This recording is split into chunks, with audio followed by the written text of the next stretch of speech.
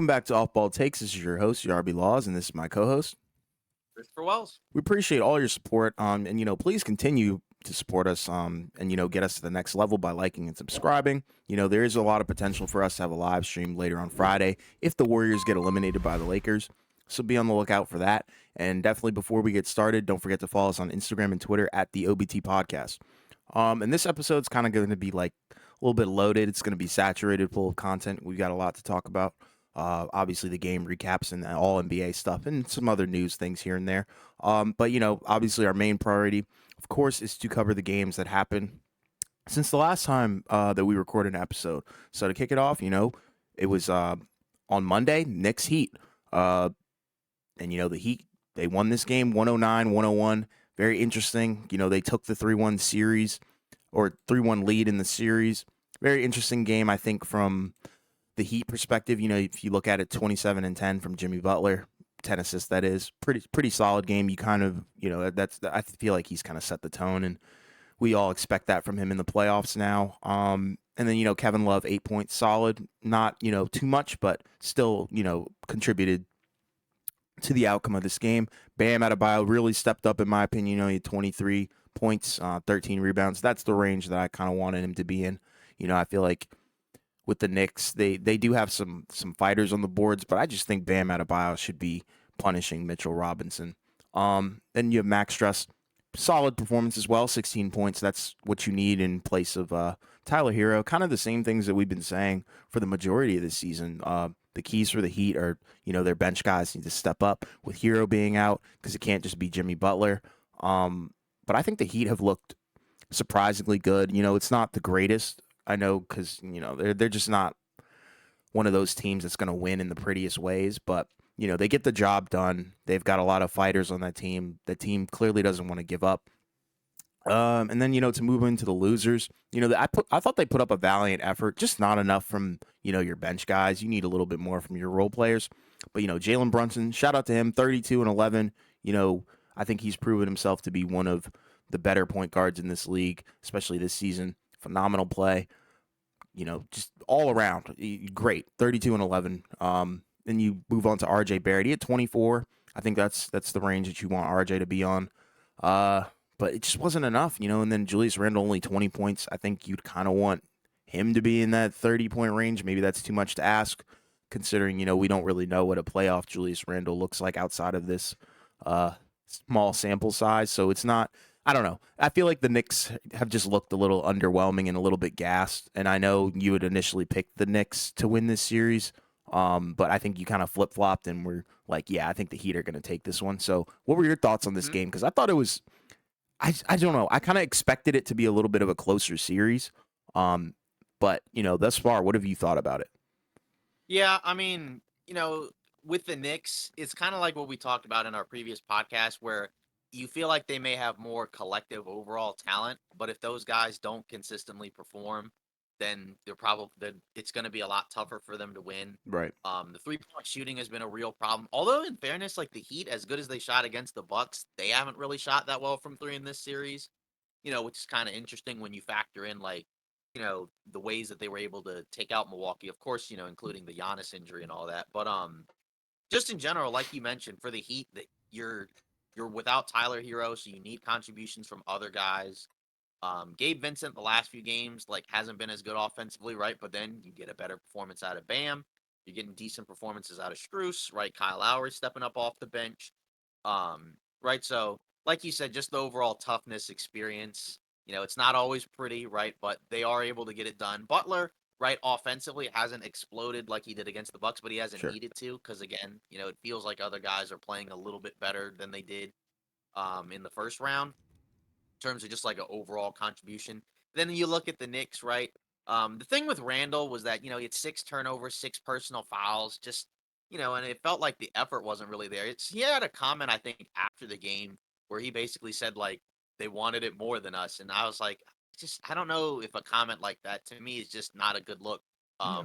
When the series was, what, 2-1. So, like, if you win the game, you tie it up going back to New York. Yeah. And then, like, just in addition to that, like, Where they were, like, just awful was in the 4th quarter where, like, if I'm not mistaken, that was they had a I think the Heat had the stretch where they had the ball for, like, an entire 60, 75 seconds of game time Yeah, because they kept getting offensive rebounds. They yeah. had, like, what, 3, 4, 5 offensive I think it was rebounds in about one 4. possession.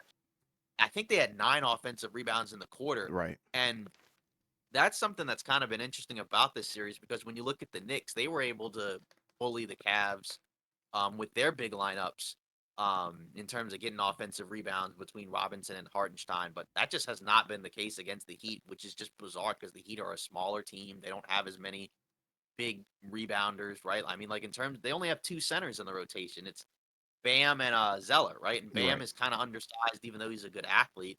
Right. Love is a good rebounder, right? But at this stage in his career, right, in terms of the total numbers, it's not going to be as many, although he can still box out. Um, but just in general, like that to me has kind of been disappointing from the Knicks standpoint, and just in general, like you're just not getting enough from each guys Right. that you need in order for the Knicks to win. Quickly, right? Obviously, he got hurt. I think the last time we did our podcast, Mhm. so he hasn't played, right? But he wasn't even really that effective in the minutes that he was out there. That's kind of another factor. Is you just in general have a lot of guys that over the course of the regular season played well, but so far in this series they've been playing at a level lower Yeah. than they looked in the regular season. And, that kind of goes back to, the Heat having more experience in terms of having more veteran guys. And I think that's kind of just what we're seeing overall in these playoffs anyway. So I think that's kind of just how you have to look at it, right? Because, like, we flip flopped on the Heat a lot going into the, over the Sure. course of the regular season, where they were your dark horse, and for a while I'm like, yeah, I could see them potentially making something kind of interesting. And then again, like we've said before, right? They laid an egg against Atlanta in the play-in, barely beat the Bulls, Right. right? But now they're just a win away from the conference finals, and it does feel like at this point that the Heat are probably the better team, or at the very least, just the more, I don't know, just well, yeah, I guess the better team is probably at this point the fair word to say. Yes. Like at this point. I mean, just in terms of the decision making, the hustle, the effort, it's all there. You just don't. I mean, from the Knicks, it's really only a couple of guys for the most part that are bringing it consistently. I mean, you're just not getting enough. So that's kind of the key here. Yeah. And speaking on that consistency, we're gonna go ahead and cover. I think this was Game 5. Um, Yeah, so to move on, the Knicks did have a bounce back performance. We got to start with them because they did take the win in this one. They won 112 to 103. So now they've made the series 3-2. They're down one. This is very interesting because I don't think it puts Miami on the fence, but it does make them realize that they need to put this thing away. And to start with the winners, Jalen Brunson, another monster performance, 38 points, 7 assists, 9 rebounds. It's great. That's what you three want. minutes Exactly. plays So, every minute of. yeah, he didn't get subbed out. And it's kind of interesting. I feel like, with him, it's a little bit different. I feel like he's one of those guys that can do that mainly because he's not, he kind of gets rest off the ball. It's not like he's like, Steph Curry or somebody like that where they run off ball sets for him. So I feel like he has time to kind of, exert less energy compared to some other stars. And he's not necessarily beating you with speed. He's more Exactly. so beating you with strength and skill. Yeah. Um, you IQ. know, Yeah, because you don't normally see him like, turbo down the court. Like some of these other guards, Right. right? It's a lot more just, Tactical. yeah, tactical, Hmm. fundamental, Yeah. just skill based, which is just kind of interesting. It's kind of like, a guy that you see at the YMCA, and I don't mean this at all in a I know disrespectful what you way. It's mean, like though. a guy at the YMCA that has all the moves. Yeah. And it's just every time somebody tries to guard them, right? Like it just they don't know what to do. Yeah. It's just kind of fun. Yeah, that's a good point.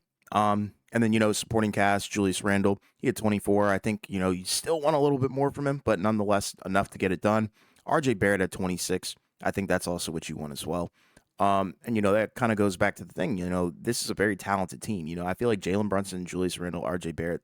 If they can work out the kinks, this could be a potential strong big three. I'm not going to say the strongest, but a strong one. I think they'll be there for a long time. There's some other guys, Mitchell Robinson. And I think, it's interesting.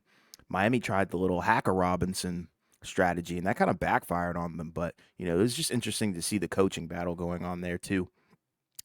Hartenstein, he had 4 points. Obi Toppin, 2. Josh Hart, 2 points. And I think I already said Mitchell Robinson at 8. And then, if we look at the Heat, it was just a flat night for them. I feel like they just came out there and didn't look uh, as good as I thought they could. I feel like it was more of a balanced outing, but at the same time, nobody really exploded. And when you see balance and you get a win, you kind of want more in terms of the balance, if that makes sense. You kind of want higher numbers, but it is what it is. So in 43 minutes, Jimmy Butler, 19 points, 9 assists, 7 rebounds. I feel like they kind of need Jimmy to explode, and I'm sure he'll do that in the next game. Bam Adebayo, 18 points, 2 assists, 8 rebounds. You kind of want to see him get a little bit more active defensively and on the rebounds as well. Struss, 14 points. Once again, filling in for Tyler Hero. I think that's pretty good. I think that's what you want. Gabe Vincent, 6 points. Kyle Lowry, 9 points. It's just so hard to deal with. I think the biggest thing that's hurting them is that guard position because you don't have anybody who's that consistent, especially with Hero out. It's hard because Lowry's a wild card with his age now. Gabe Vincent, he's good, but he's also a wild card too because he can explode for 20 and then come out there and have six Yeah. points. So it's kind of iffy. But then we do have to shout out oh, I guess Caleb Martin, he had 11 points. And then Duncan Robinson, he did have a stretch where he was kind of lighting them up and brought them back into the game at one point. But once again, just not enough. And that's what the Heat struggle is. It seems like, they are a good team. It's just, you just don't know if they have the firepower to go super far. But I'm really proud that they have made it this far. What were your thoughts on this game and this series? Well, I mean, you already explained the series as a whole, but, on this game specifically. I mean, it was kind of interesting just because, the way the game started, the Knicks shot so terrible to start the game. I think they Right. had 14 in the first. Miami was up 10 at the end of the first quarter, but it felt like Miami had started the game off really well. So I almost kind of have like this rule of thumb where it's like if a team is playing awful, right, but they're not getting blown out, I mean, like you got a good chance to win the game, right? So then the Knicks kind of hung around and then caught fire in the second quarter, right? All of a sudden, right, I think they hit, I think their first 7 shots in the second quarter, Right. right, where, of course, Brunson, was really getting it done, right? RJ Barrett, Randall. I mean, again, in a game where all three of their best players stepped up, right? That's usually a game that they should win. Um, but even then, it's like, it's also strange because despite all that, Miami still, I think it was like a 2 point game Yeah. late in the fourth quarter. And it was just like, out. If the Heat had not had as bad of a second quarter as they had, they probably could have won the game. Sure. Um, so just in general, I mean, like for the Heat, like that 3 point shooting, just it seems like since that first round has just completely disappeared. It just hasn't been quite as consistent. I still feel like they're probably going to win the series. I think, again, they did their job in terms of getting that first game, um, in New York, right? And then after that, just hold home court and you'll probably be fine. So I feel like they'll probably still end up closing it out in game 6, but you do need a better Jimmy Butler game, I think, right? Because he was, the final numbers don't necessarily look great, right? But again, like prior to that, he just didn't really have that great of an offensive night, Yeah. right? His defense was fine, but you just needed a little bit more from him scoring wise, since no one else really had like a huge night. So just in general, I think if you get a better Butler game and guys still show up, they'll probably close it out in 6. But again, first you got to give credit, like I said, to the Knicks in terms of Jalen Brunson and Quentin Grimes. I think played every minute. Right. He was pretty solid on the defensive end, right? Because they kind of went back and forth between starting him and Hart. Feels like Hart has kind of cooled off in this series. He got into early foul trouble. It seems like he doesn't trust his jump shot, and the Knicks like desperately need like decent 3 point shooting, right? Yes. Because shouldn't really be in a situation where like Brunson and where like Randall is one of your best 3 point shooters. He took 7 threes, which I know he's not like a horrible 3 point shooter, It's too high but of volume though. for me personally, like I don't know. Sometimes like these games where he has the ball in his hands and is, playing a lot more one-on-one, taking like these long distance jumpers, it just doesn't look great. And it just feels like in general, right? Like I think that's where the Quentin Grimes edition, like, kind of comes in just to help out the spacing, give you some more shooting. But again, they'd been shooting so bad, you felt like they were kind of due for a better shooting game, 38 from 3, 49 from the field. But that is kind of interesting because again, like I said, you look at the Heat splits, 42 from the field, 30% from 3, and you didn't even lose by double digits because again, it was a very close game late in the fourth. So I Right. feel like if you're Miami, like it got away from them after the first quarter, but I wouldn't necessarily be discouraged by it. You just gotta hope that you just get at least,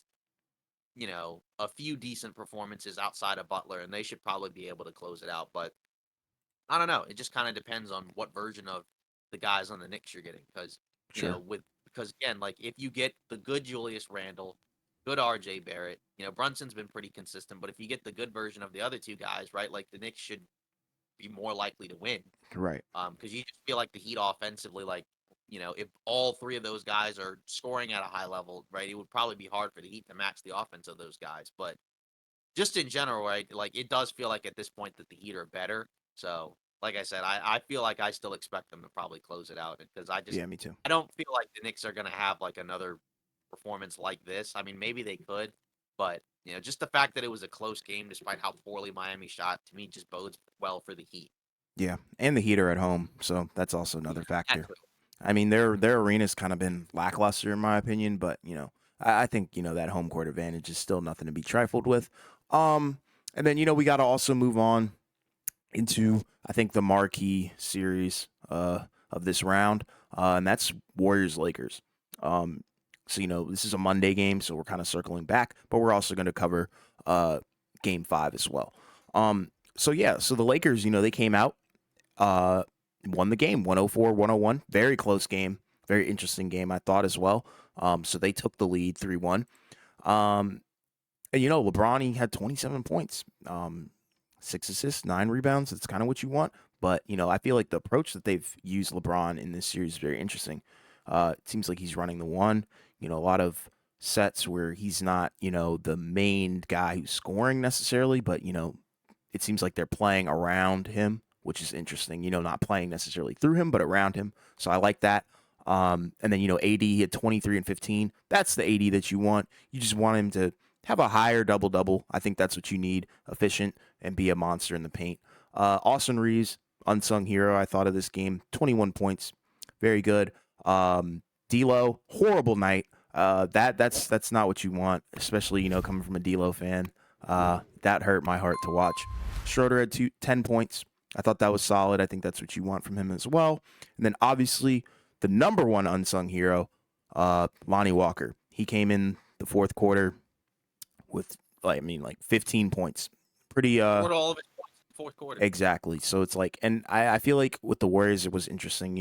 They claimed, well, Draymond claimed that they took AD and LeBron out of the game. I wouldn't say that.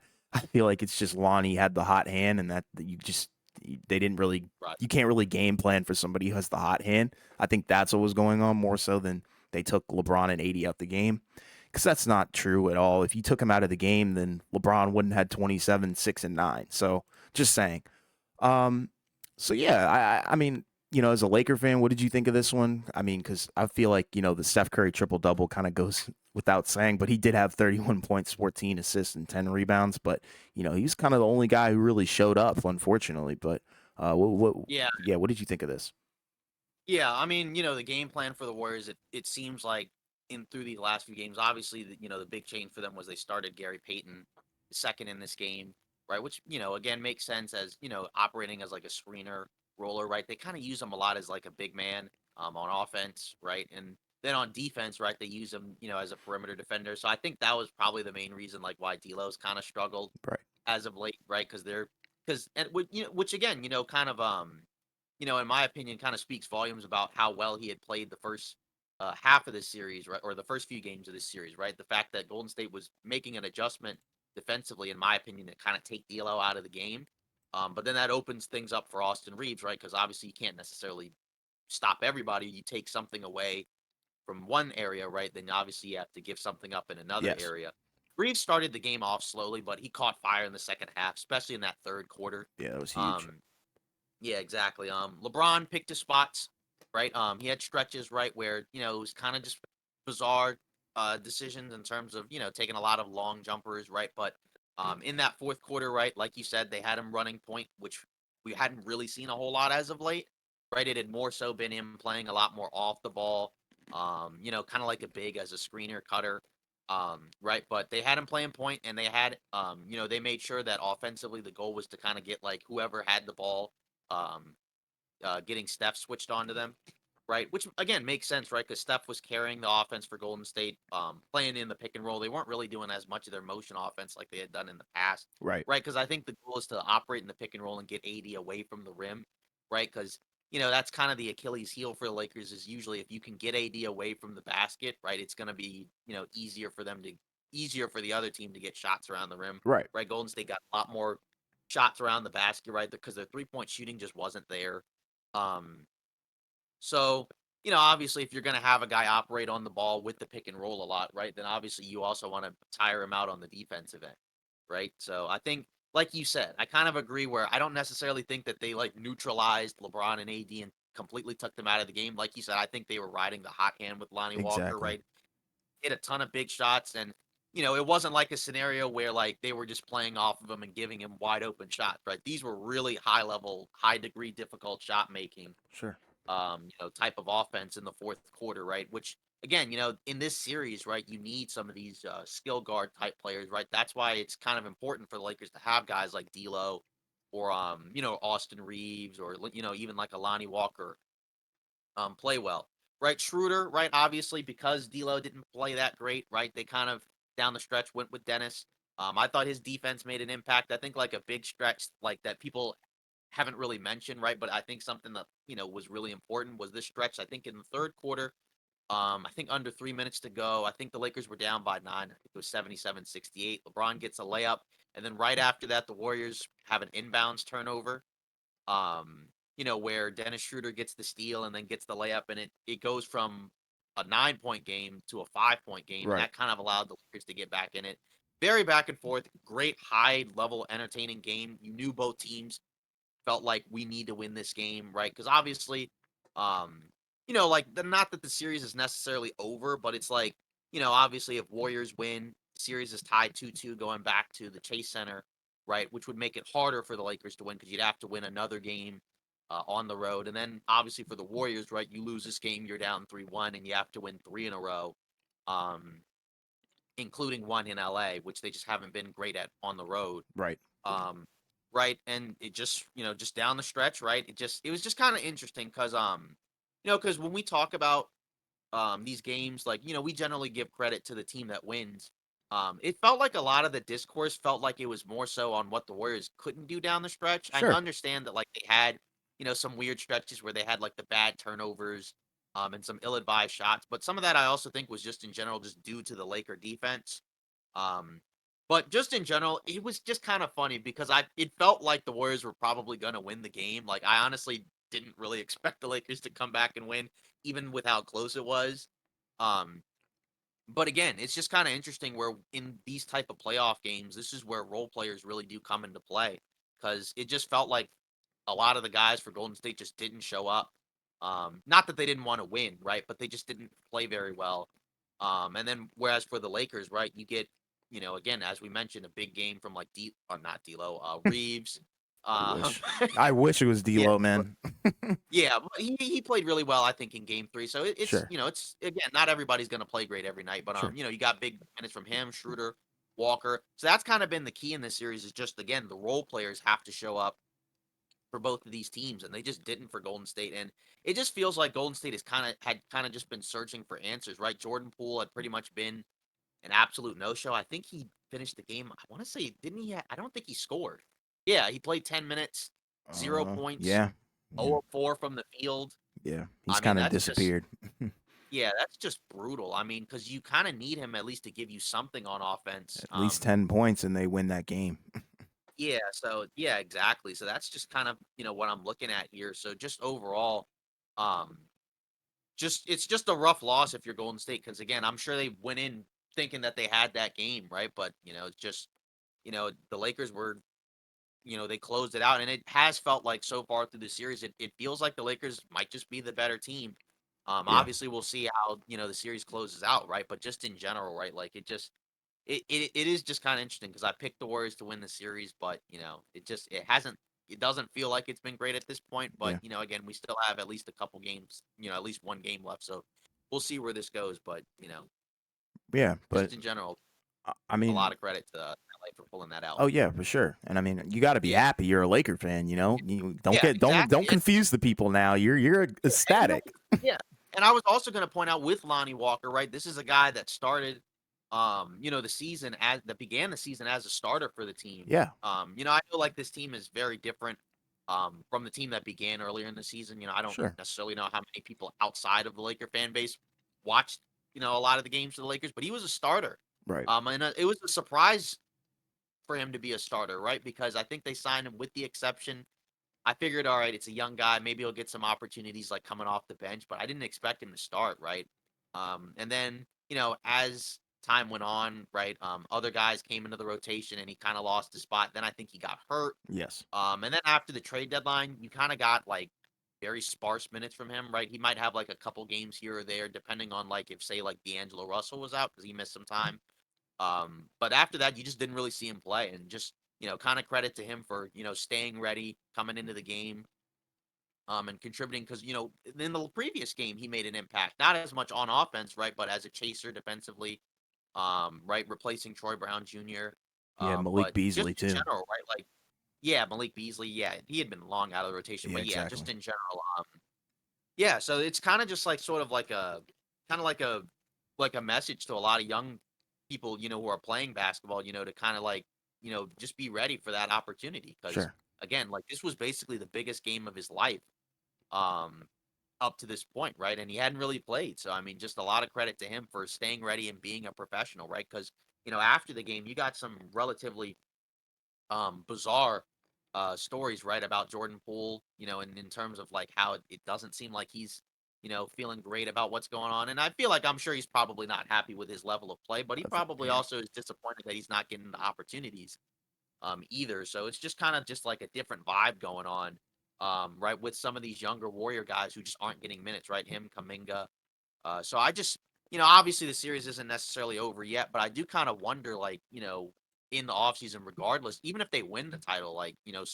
miraculously, I feel like it's probably a miraculous thing at this point. But even if that happens, I do wonder where they go from here because it just kind of feels like there may be some guys that may not have a whole lot of time left there. Sure. And it felt like that at different points during the game, just when you watch certain guys The just morale. have Yeah. their minutes completely just gone.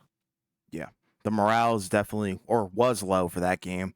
And to kind of transition, it did get a little bit higher because in Game 5 they came out there won the game. Warriors, that is. They won 121 to 106.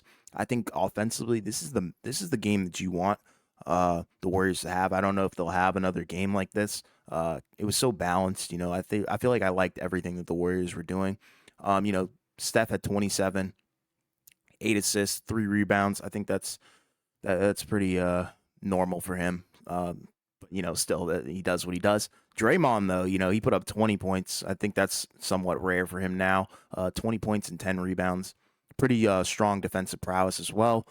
Gary Payton, he contributed. I kind of like him. Playing a lot of minutes like that. So I feel like that's got to be a strategy if they want to potentially knock out the Lakers. And then Andrew Wiggins finally stepped up. He looked like shades of what he was before he took a little hiatus from basketball due to his personal reasons. But then you go down the line, Clay. He doesn't look like the same Clay. I don't know if that's due to age, injury, or whatever. But they need to figure out what's going on with him. I feel like because that could potentially hurt them if they're trying to advance. Because he might be the reason that they don't. Or say they do advance. You need him to be in tip top shape and you need him to be playing his best basketball, and he hasn't recently, unfortunately. Then Jordan Poole, he had more than 0 points this time. Yeah. He had 11 points. It's still kind of messy, but I mean, he contributed and they won by It 15. couldn't get much worse. Exactly. So, he I mean, yeah, you can't go negative in basketball points wise. So, he did have 11 points. Looney, 4 points, two assists, 8 rebounds. And then Moses Moody, 6 points. Jonathan Kuminga, 5 points. Those are basically in garbage time. Um, as a Laker fan, once again, what were your thoughts on this one? I just love hearing your perspective on this because, once again, you do have the Warriors winning this series, but you are a Laker fan. So I always like to just listen to what you have to say because I feel like this was Yeah, a very weird performance from the Lakers. They kind of just, I mean, like we were watching it together, and you were like, I don't know. It was just a weird outing for them, and then with the whole AD thing. But I'll let you get into it.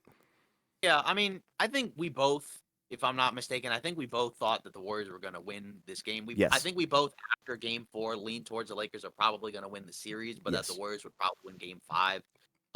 So it kind of felt like one of those performances, kind of like Knicks Heat, where it just felt like the other team was like, we'll try to win, right? But if we don't, we have another one banked in, as opposed to Golden State, where obviously for them they have to win this game or else their season is done. Um, Again, just the defense to me personally wasn't really there this game for them. I thought offensively it was okay, right? Although, not so much in the second half, but just the Vanderbilt thing is kind of interesting. They're not really guarding him at all. His minutes have kind of fallen down, so I do kind of wonder if he's a guy where like maybe he's moved out of the starting lineup. I don't know if that's going to happen, but just he only played 11 minutes. Um and most of that, was like in the first half. So I mean, like just in general, I do feel like that's a potential change that's coming. Right.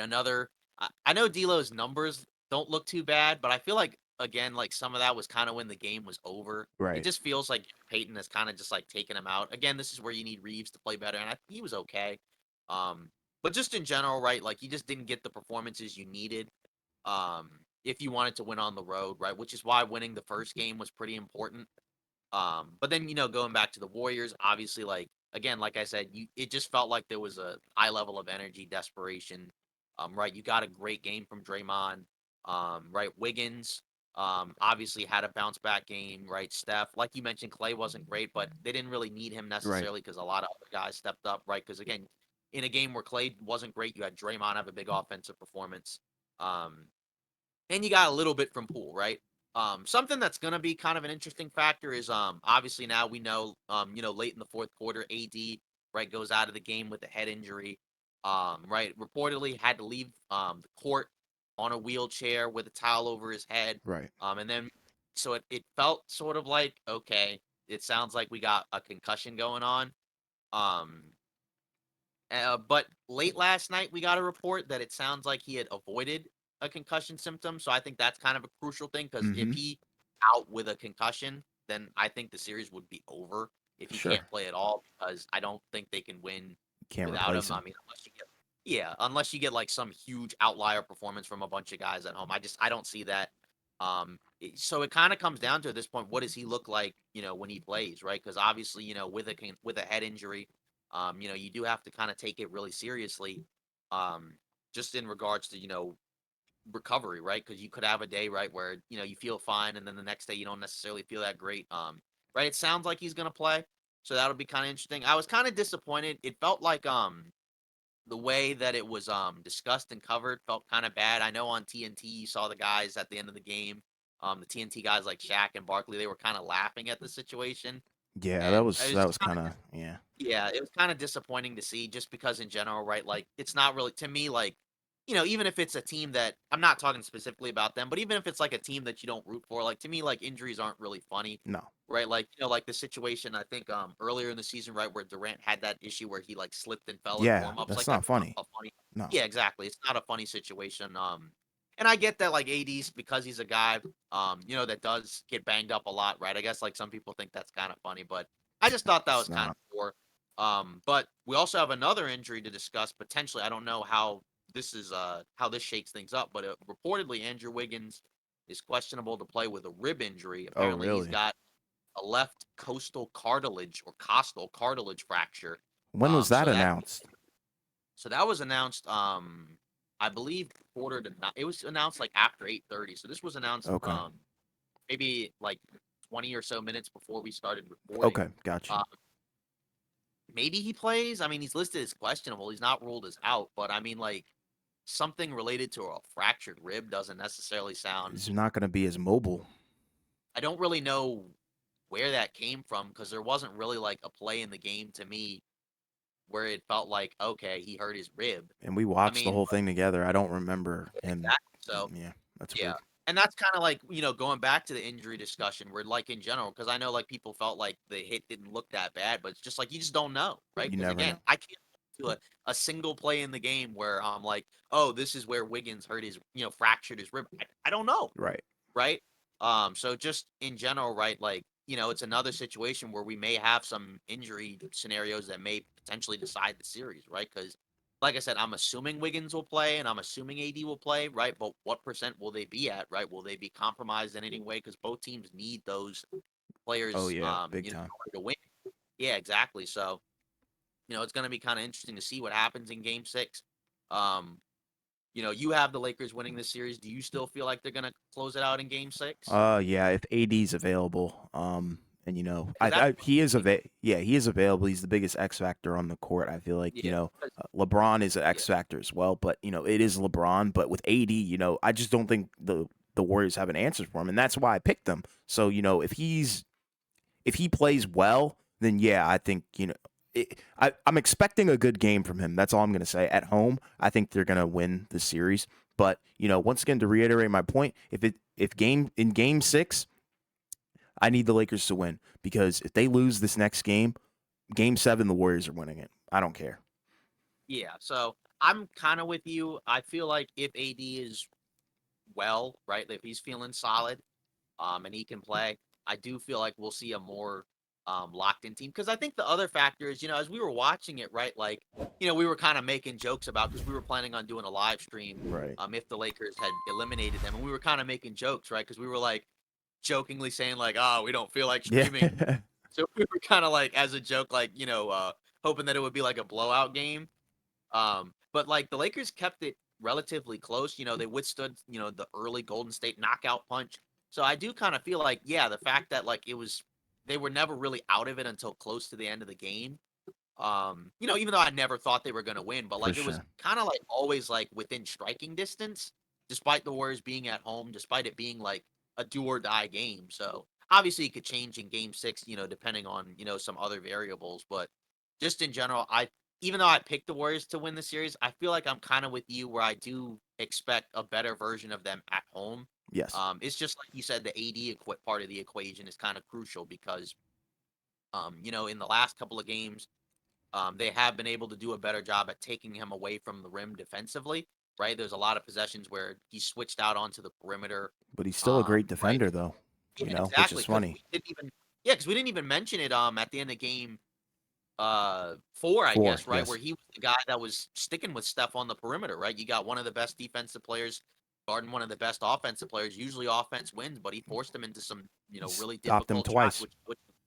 which is what you want. So, I mean, but again, that's also more of an effort thing because that means the other guys, whoever's around the rim, right, needs to obviously do a better job of, switching, communicating, getting back, which Yeah. it didn't feel like it was there in this game. But like I said, I do feel like I'm with you where I do think that even though I did have the Warriors winning the series, I do think that the Lakers will probably close it out at home. I don't necessarily think it'll be like a 40-point drubbing like we saw against Memphis, Yeah, just sure. because, I think, you got to respect Golden State a little more than that. They're But better I do think, offensively.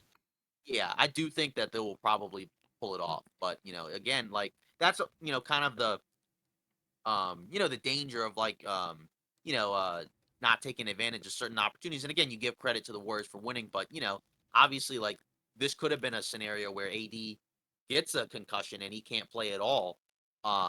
Right, and then your series is over, right? Because you couldn't, close it out in game 5, right? So Yeah. we'll see what happens come game 6. But I do feel like I'm with you where I do think that they will win game 6. Yeah. And they need to. If they don't win that game, I do think it will be very unlikely that they pull it out in game 7. Maybe they They won't can, win game but 7. I think it would be very difficult. Yeah, So, they're and just I'm I kind of with you on yeah, and I know you're not on TikTok, but if there's any viewers that are on TikTok, there's like a viral video, basically to give you some context too. There's like a corgi that predicts NBA Yeah. series or whatever. Yeah, I've heard Yeah, so like it predicted that the Warriors are gonna win in 7. So like I don't know. I'm very curious to see how that shapes out. Not to talk about a corgi. I don't know why that just popped into my head. But to move woof, on, woof. yeah, woof woof. But yeah, to move on, we've got to cover the Philly Boston series. So this is going to circle Yep. back to Tuesday. And their game Mhm. just ended as we were recording. Um, Yep. But yeah, to cover game five, uh, yeah, Philly came out and they won 115 to 103 in Boston. Um, and this pains me to talk about because I really don't want to talk about Embiid. Um, but Embiid, he did have 33 points, 3 assists, 7 rebounds in 37 minutes. That's a pretty phenomenal uh, performance from him. Tyrese Maxey, though, 30 points. That's what you want. You want, either Tyrese Maxey or Harden to explode alongside Embiid, and you're probably in the green zone against Boston. 30. He had 30 Unintended. points. Yeah, no pun intended. But he did have 30 points and 7 rebounds. That's good. Harden was more on his, facilitating kind of wave. He had 17 points, 10 assists, 8 rebounds, solid. You kind of want a little bit more from him offensively, but still, you don't need that when Tyrese Maxey's dropping 30 points. Um, Looking around, you have Tobias Harris who dropped 16 and 11. I think that's a cool margin or a cool stat line for him. You kind of want him in that range. I feel like, anywhere between 10 and 15 is pretty good for him. And then, looking down also, DeAnthony Melton, 4 points. Daniel House Jr., 10 points as well. PJ Tucker, 3 points, 7 rebounds. Dogfighter player. You know how we talk about him. He provides a huge impact for this team. Um, Celtics though, Tatum, 36 points, 10 rebounds, 5 assists. I think my big issue with Tatum right now, you can't It go. felt kind of You said what now? empty. Yeah, because when he starts slow and then has these big stat lines, I just don't really feel like it does anything. Because first of all, that when that normally happens, they normally lose. And second of all, it's like you did all that for what? If you could just play consistently through 4 quarters, like a lot of the other stars in the NBA, I feel like he would be much more appreciated. But he's not talked about as much, and he gets a lot of hate kind of for that. But Jaylen Brown, 24 points. I feel like you need a little bit more from him. If Tatum's putting up 36, you kind of want them to be on the same level and the same wavelength. He had 2 assists, 6 rebounds. Al Horford, though, man, I mean, I don't want to harp on him too long, but it kind of looked like he might be getting ready to learn some Chinese as of that game, of course. But he had 0 points, 4 assists, 5 rebounds. Marcus Smart, I'm not a huge Marcus Smart fan. Sometimes when I watch the Celtics, I'm not even a Boston fan, but when I watch the Celtics, I'm kind of like, can we get the ball out of this guy's hands? But he did have 14 points, 4 assists, 3 rebounds. Derek White, 7 points, 5 rebounds. It's kind of just empty from then on. Malcolm Brogdon, 7 points. Just not the Boston Celtics that we're kind of used to. Not the regular season Boston Celtics, and that was my concern with this team in the first place.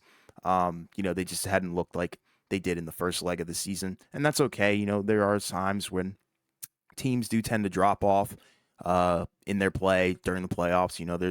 There's teams where it's like you can look at them and say that's definitely a regular season team, or these guys are postseason teams. So I feel like I'm kind of questioning the Celtics' ability. But what were your thoughts on this game? Because we do have another game to cover after that, and it's a little bit of a different story. Yeah, it was just kind of interesting because I felt going into this game where I honestly had little to no idea what was going to happen. I'm Exactly. like, okay, Boston's in Boston, so they should win.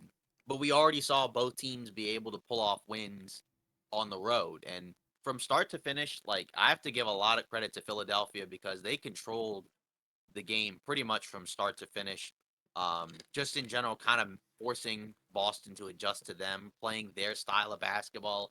And usually, when you can do that, right, it's a lot more likely that you're going to win, right? Harden, even though he didn't have like a huge scoring night, I thought he set the tone with the way he started the Sixers offense early, getting everybody involved. Just Yes. doing a little bit of everything. Right, Tyrese Maxey, like you mentioned, had a great game. And again, you need the guards to play well. It can't just be Joel Embiid doing everything, right? Kind of like how it was in, I think it was game three.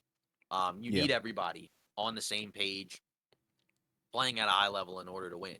And Rivers, he made some adjustments, right? Uh, not as no more Jaden, no, excuse me, Jalen McDaniels, Yeah. I think is the one Yeah. on That's Philly. My that bad. is yeah. Yeah, I got to get that right. I But know it's anyways, hard. yeah, but yeah, it's Jalen. So we saw more Daniel House, not quite as much Niang. Which I guess in a way makes sense because of the size, the athleticism, while still being able to shoot. Right, Niang can shoot fine, right, but he's not really that athletic, not super mobile.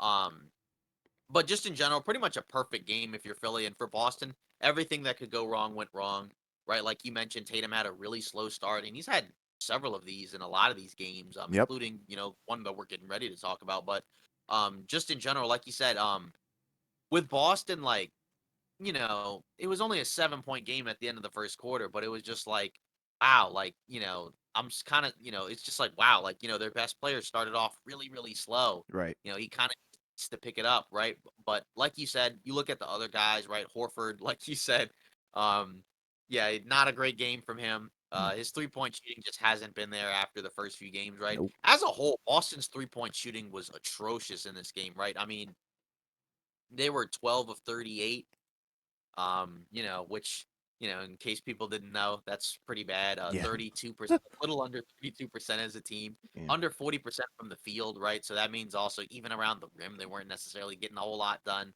And that's kind of the issue with Boston's offense, where it just, I don't want to say it feels too predictable, but like it just feels like there needs to be a little bit more going on. Like even with Tatum, it feels like a lot of his offense is like either taking really difficult threes or just, really difficult drives to the basket. It Sure. doesn't feel like there's a lot of in between. And I feel like, if he can and I've seen him do a lot of the other in between stuff before. He did it a lot last year. Um, which because again, he was, a big part of how they were able to get to the finals, right? He was their Hmm. best player. Even though he's still playing really solid defense and, making good passes, rebounding the ball. Just in general, his offense needs to really just step up, right? Because again, like there's not going to be a whole lot of games they win where he shoots that poorly, and you also combine it with nobody else really stepping up. But just in general, like just going back to Philly, right? Like just a perfect performance. Like I said, controlling the pace of the game, and that's kind of the other thing is that Boston, when they're out and running and getting out in transition, right? That's when their offense really starts to kind of flow. Yes. In addition to the 3-point shot, but they just couldn't get anything going, right? Because again, Right. Philly was forcing them to play slow. And again, this was a game where Philly's offense was very efficient, right? Because if you're not turning the ball over a lot, right, the only other way to get out and run is to get stops. And Philly, you know, just their offense was really good in this game. Right, they got back to that Harden and B pick and roll, right, where he's getting that jumper around the free throw line, right, which is pretty much like his bread and butter on offense.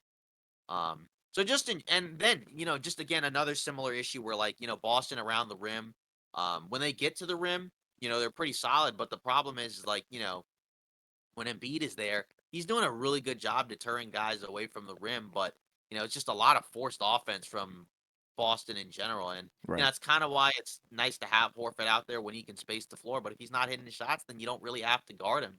True. So, it's just and then the Robert Williams thing, right? They hadn't really used the two big lineup.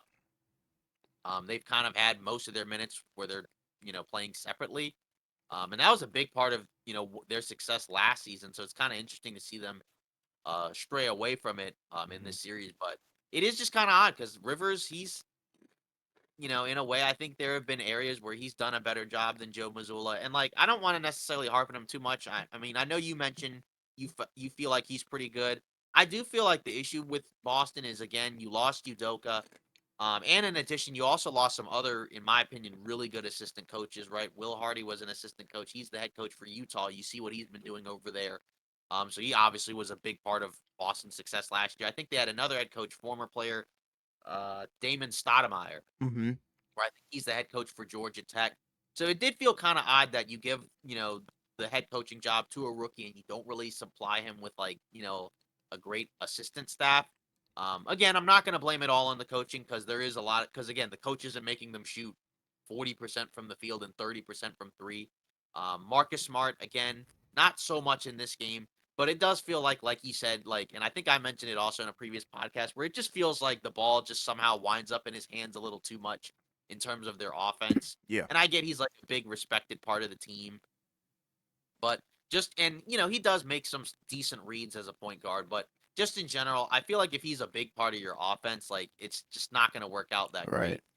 great. It just feels like, and just in general, right? That Philly has outplayed them, through this stretch so far, and at this point, like it's anybody's guess as to who wins the series. I still feel like Boston is the better team, or at the very least in terms of talent. But then it's like you watch them against Philly, and it's like I'm not seeing it. Like that talent just is not working out because it's like it should be better, but so far it hasn't been. And it's like, Philly has really given Boston a run for their money. And it's just kind of interesting because, in the last several years, right, Boston usually, would beat Philly relatively handedly.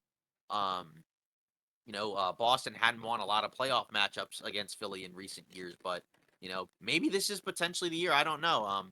We'll have to see how this series goes, right? Obviously, we got, we'll be talking about another game, and of course, we'll have another game seven. It looks like, right? So, I mean, just in general, I mean, this series has, I think, been a lot tighter than I would have expected. Because Same. again, going into the series, I picked Boston to win. I didn't necessarily like at different points earlier in the season, I didn't give Philly much of a chance.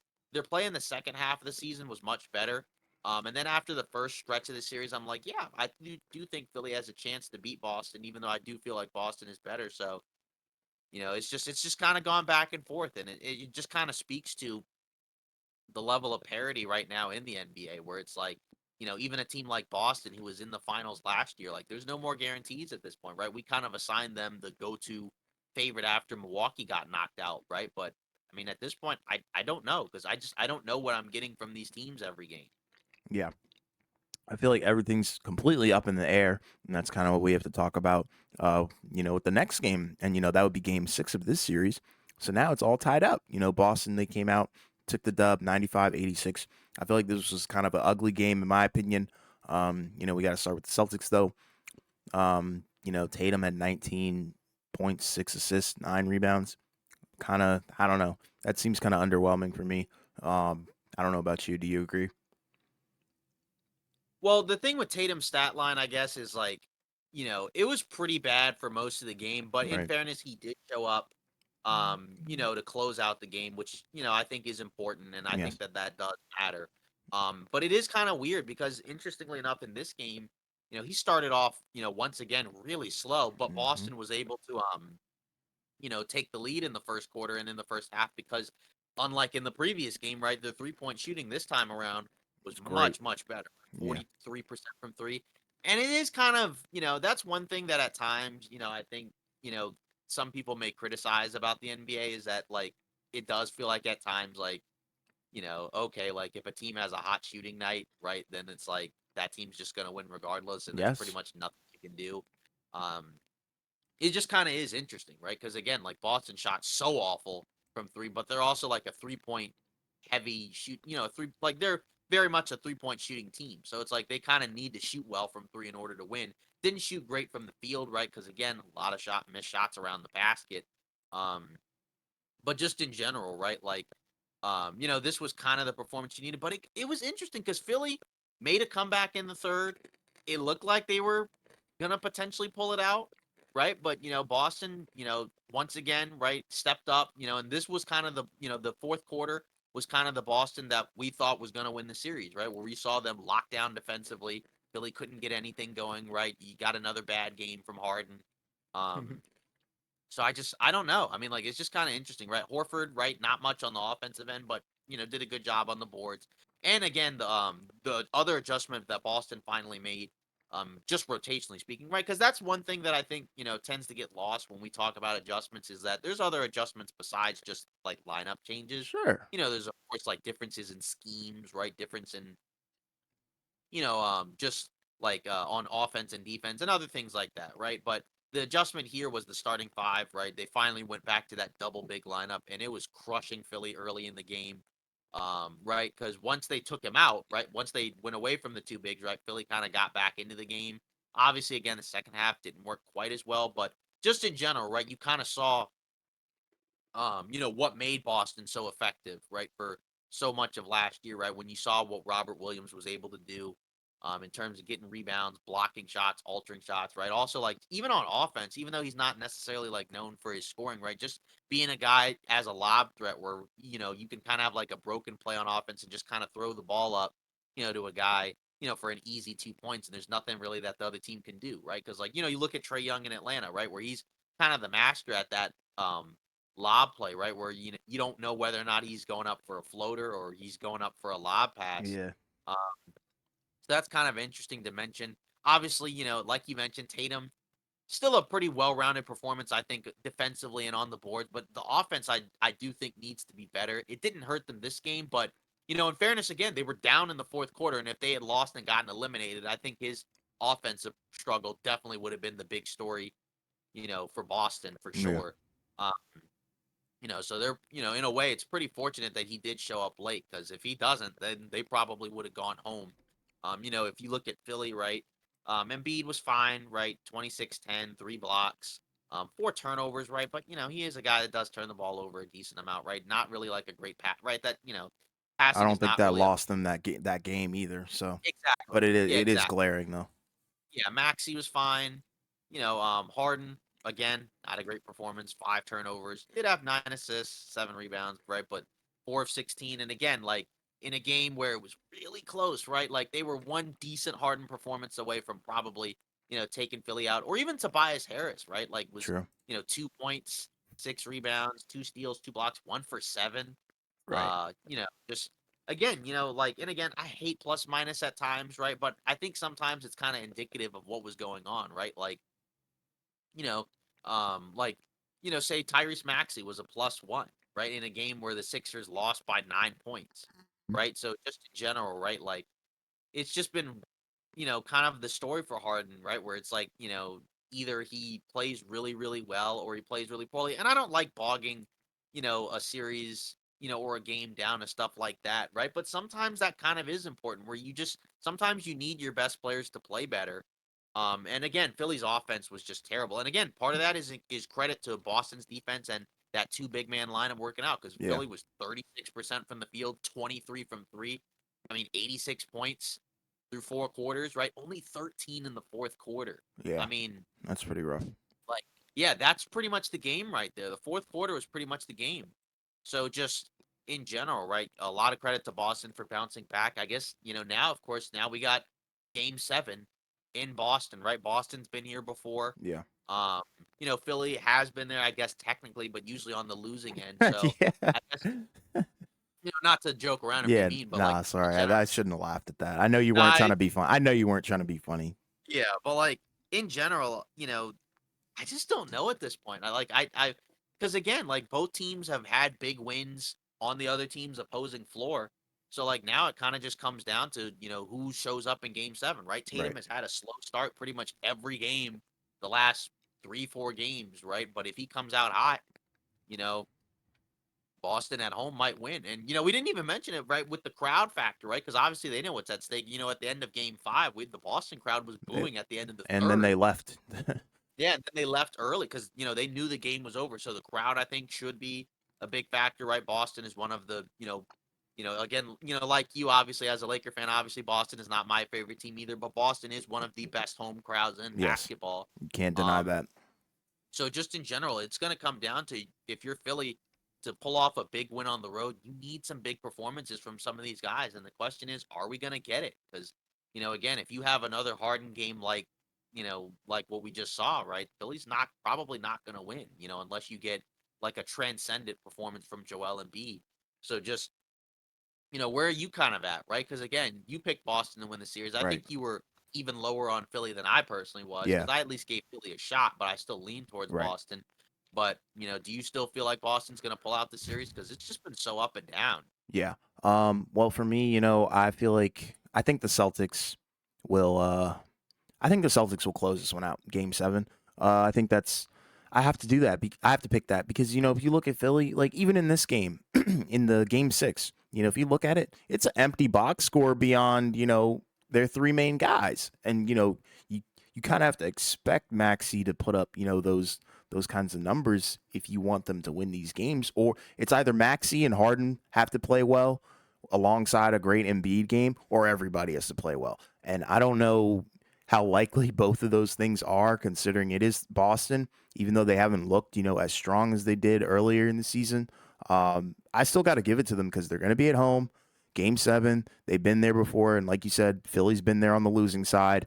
And yeah, I think it's just going to be another, Philly loss in Game 7. So I'm predicting it that way. Yeah, I mean, I had Boston winning the series.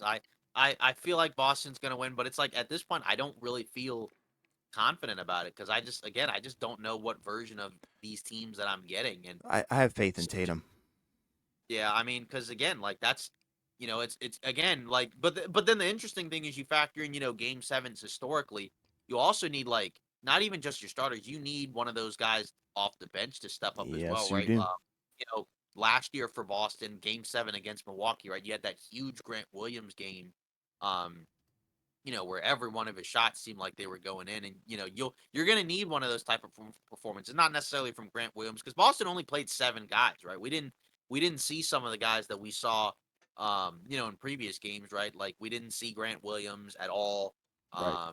or anyone else for that matter. So I mean, it feels like he's kind of rolling with, the three guards, right? Smart, White, and Brogdon, and then Brown, Tatum, Horford, Robert Williams. So, it just at this point, like, one of those other guys, right, is going to have a big game. And I feel like Derek White is probably the guy, either him or Horford is probably the guy that you need to kind of look to if you're Boston and you want to pull off the game seven win, right? Because, like you said, I feel like Tatum should have a better game, um, right?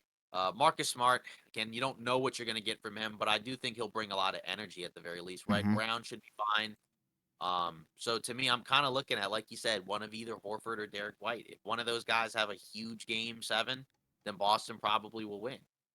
So like you said, I picked Boston to win the series, so I feel like that's going to happen. But it's again, it still wouldn't shock me if Philly won because again, I didn't even expect it to get to a game seven. Sure, I'm in the same boat as you, but I'm Yeah, so confident. I trust Tatum though. I trust him. A lot of people don't, but I'm very high on Tatum. I don't want that to get confused in what we were talking about. Super high on yeah, him. I think he's the future. And I yeah, I think think the time is now for him to prove that, and I think he's going to do that. And I guess did you have anything more to say about that series? Because I know it's a big deal. This is a game seven. Yeah, and then I guess going back to Philly, right? Yeah. Just in terms of their role players, right? Obviously, like, because again, we know the starters, right? But somebody off the bench, right? You got to look to them to have a big game, right? Maybe we get like a huge DeAnthony Melton game, right? Or maybe we get, a big Daniel House game, right? Right. But just yeah, exactly. Just somebody off the bench, I think, is going to need to have a big factor in Game Seven, especially for Philly on the road. Um, right? Because I feel like for the home team, your stars may be able to carry you home in a game seven, but I feel Hmm. like on the road, you especially need one of those role players off the bench to have a big game. So, like you said, I still feel like Boston. Like I picked Boston to win the series. I'm still. This is one where I'm not gonna flip flop. I'm gonna stick with Boston. But Okay. like I said, it wouldn't shock me if Philly did win, just because it does feel different than what we have seen in the past. But again, got to get a better game out of Harden because it just that's another guy where it's like, this is kind of his moment, right? To kind of have a big playoff moment, right? As a Yeah. guy, right, who has kind of been criticized in the past, and I think fairly so for having a lot of poor playoff performances in big moments. He does have a chance to kind of flip the script and kind of turn it around in a good way, if he can have a big game seven. Yeah. So, because and again, a lot is and in a way, a lot is hanging on the line for both teams, but I think especially Philly, because if Philly loses this series, and they go home early again, right? You have the potential, right? Maybe Rivers is gone, right? Maybe Harden bounces and goes to Houston, since we've heard that rumor so many times. Yeah. Uh, you know, yeah, maybe, and if he bounces, maybe it gets to a point where Embiid's like, okay, we're not going to win here. Maybe I want out. So a lot is on the line. I The think for process is on the line. even for Boston, like I don't think Tatum and Brown are going anywhere, but I think even for Boston, there's a decent amount on the line where I think like if they lose and go out early, I think you could see some guys for Boston, maybe them moving on from maybe like a Marcus Smart, Sure. certainly, maybe an Al Horford due to his age, or even like a Robert Williams. Like it wouldn't shock me if they were like, we haven't gotten consistent production out of this guy because of his health. So it's like I just, a lot is on the line for these teams, and for both of these teams, and I kind of wonder like who steps up to the plate. Like I feel like I said, I feel like it should be Boston because of the experience level in terms of them being there many times over, but I just don't know because you know just in general, right? Like it feels like they're missing something that last year's team had. Of course, maybe if they could win this series, and then maybe I'm completely wrong, but it just feels like they're missing like a little bit of like just toughness in general. I But get like you. it's just kind of interesting because like I feel like the coach last year kind of felt like the toughness for that team, right? Udoka, because it always seems like he was able to find a way to light a fire under the players. If they weren't playing well, he had a way of kind of like getting everything under control. But again, I still feel like you said, I still feel like Tatum will have from start to finish a much better game. I don't think he'll have a slow start in Game 7, and I think if he gets it going early, right, I think the crowd will really be behind him because Mhm. obviously they want to see him succeed and they want to see him play well and they want to win as well. So I Yes. think so. I feel like Boston will win this game, but I think it I don't know because like it could be close. It could be a 30-point blowout on either side. Like I don't feel great about it, but I'm with you where I do feel like Boston should pull this out because I just feel like they have more talent, and I just feel like it would be a big disappointment if Boston lost. Sure. Not necessarily for me, but like just specifically like Boston. I think is the team where if you lose, you're like, how did we let this happen? Especially if you lose. Game 1 is the game where you got to look at yourself and be like, we gave that one away Yeah. because without Joel Embiid, there's no way you should have lost Game 1 the way that you did. Baffled me. But I think the narrative with this series is history repeats itself, and that's why I'm going with Boston. But Boston has been struggling. They I feel like they've lost their identity as a team, but this is their time to reclaim it, hopefully. And then to circle back, back to Tuesday as well. We have the final series that we're going to talk about for now, and that is the Phoenix versus Denver series. Yeah, my pick is in danger.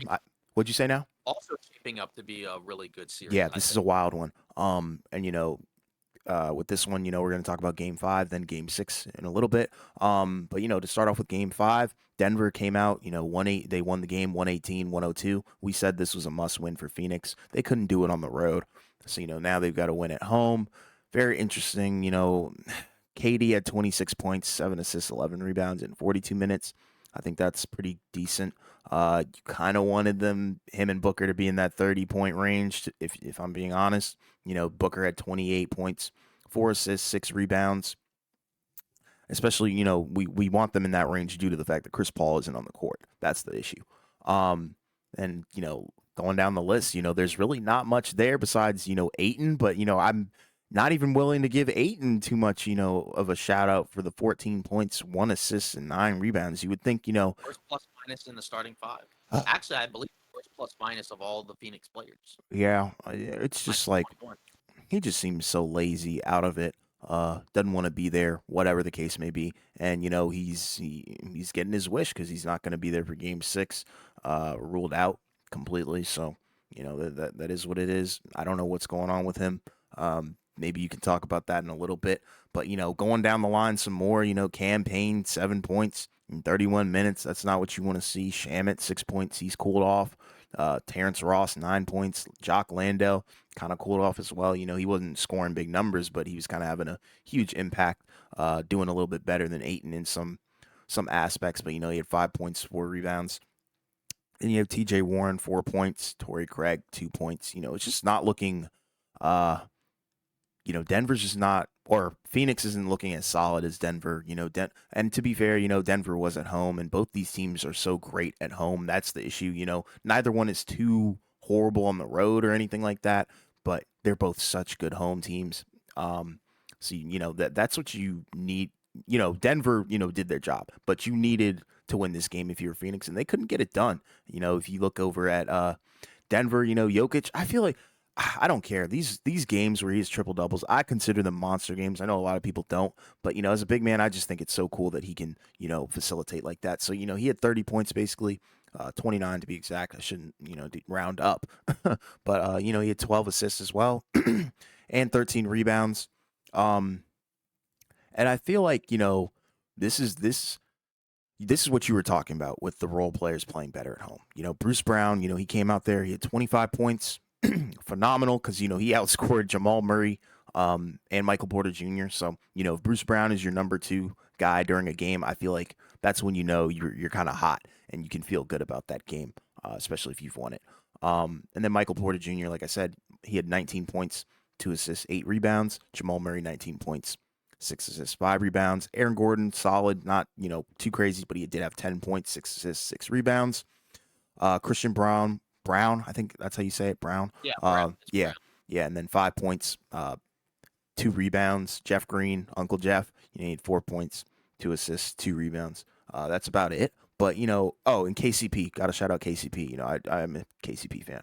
He had 7 points, 3 assists, 7 rebounds. I think this is just the ideal game that you want to have. If Jamal Murray and Michael Porter Jr. can't, play up to par, that this is the kind of game you want. You want somebody else to step up a little bit more, and Bruce Brown definitely did that. So shout out to him.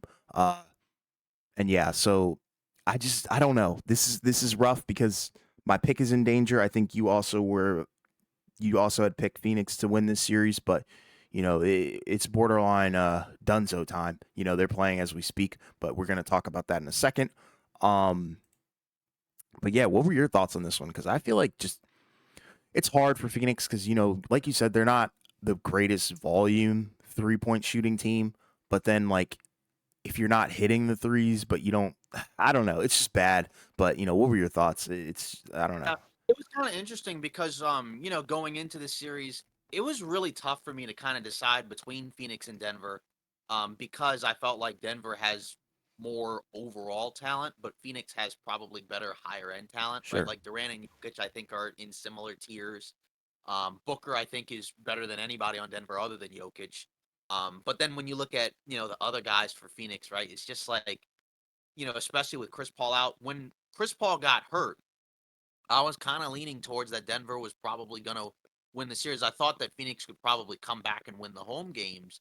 But it felt like Denver might like I think in the podcast I kind of like was like, I'll stick with my Phoenix pick, but I'm like, I think Denver has a real chance to probably close out Phoenix Right. because it's just because again, without Chris Paul, obviously Phoenix is playing a little bit faster.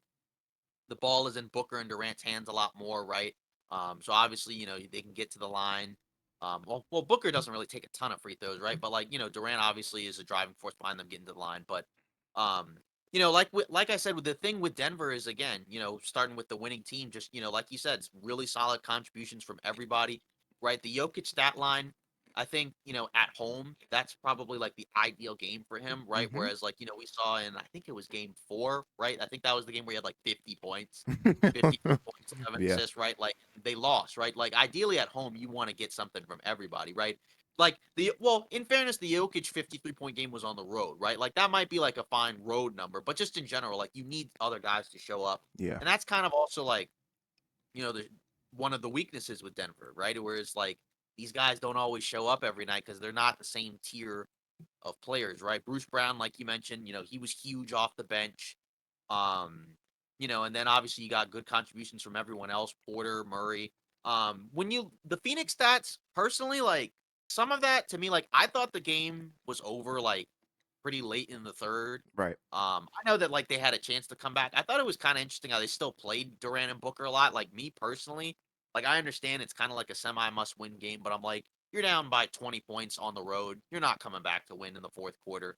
Like I personally would have just like, you know, maybe like given like a minute or two and then sat them. Yeah. Right. Um, and like their numbers to me, like some of those numbers I think were a little bit inflated because some of those numbers they got in the fourth were like it was over. Right. So the stats I think are a little bit better like than they actually were.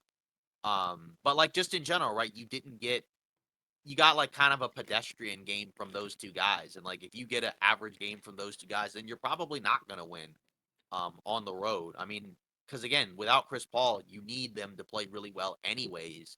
But on the road, like you're not gonna get a lot, right? Like Right. Landry Shamet, had 19, I think, in for Phoenix in game 4, right? And that was a big game, right? But then in this game 5, right? I mean, he has what, like 6 points? Yeah, exactly. 2 for 6.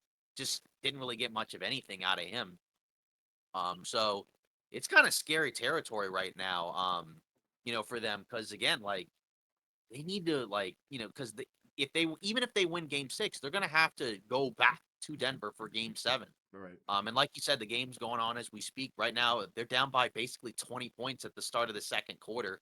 Obviously that could change, right? But like just in general, right? I mean, like you just got to get more out of these guys, and that was kind of the issue for me personally. That's why I didn't necessarily have them coming out of the West because I just didn't feel like they had enough depth. I love their Okay. high end talent, but I just felt like you still need guys to come off the bench to make an impact. And without Chris Paul, obviously that's an unfortunate situation, Sure. but it's tough. And, obviously we're not here yet, right? But I think there's going to need to be some legitimate questions about going forward.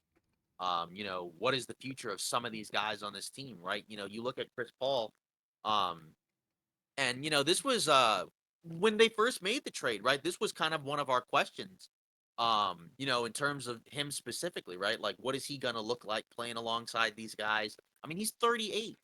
Mm-hmm. I think he turned 38 last week, right? So I mean, he's at a point in his career where like again, as good as he is, he's an older guy and he gets hurt every year. He's hurt right now.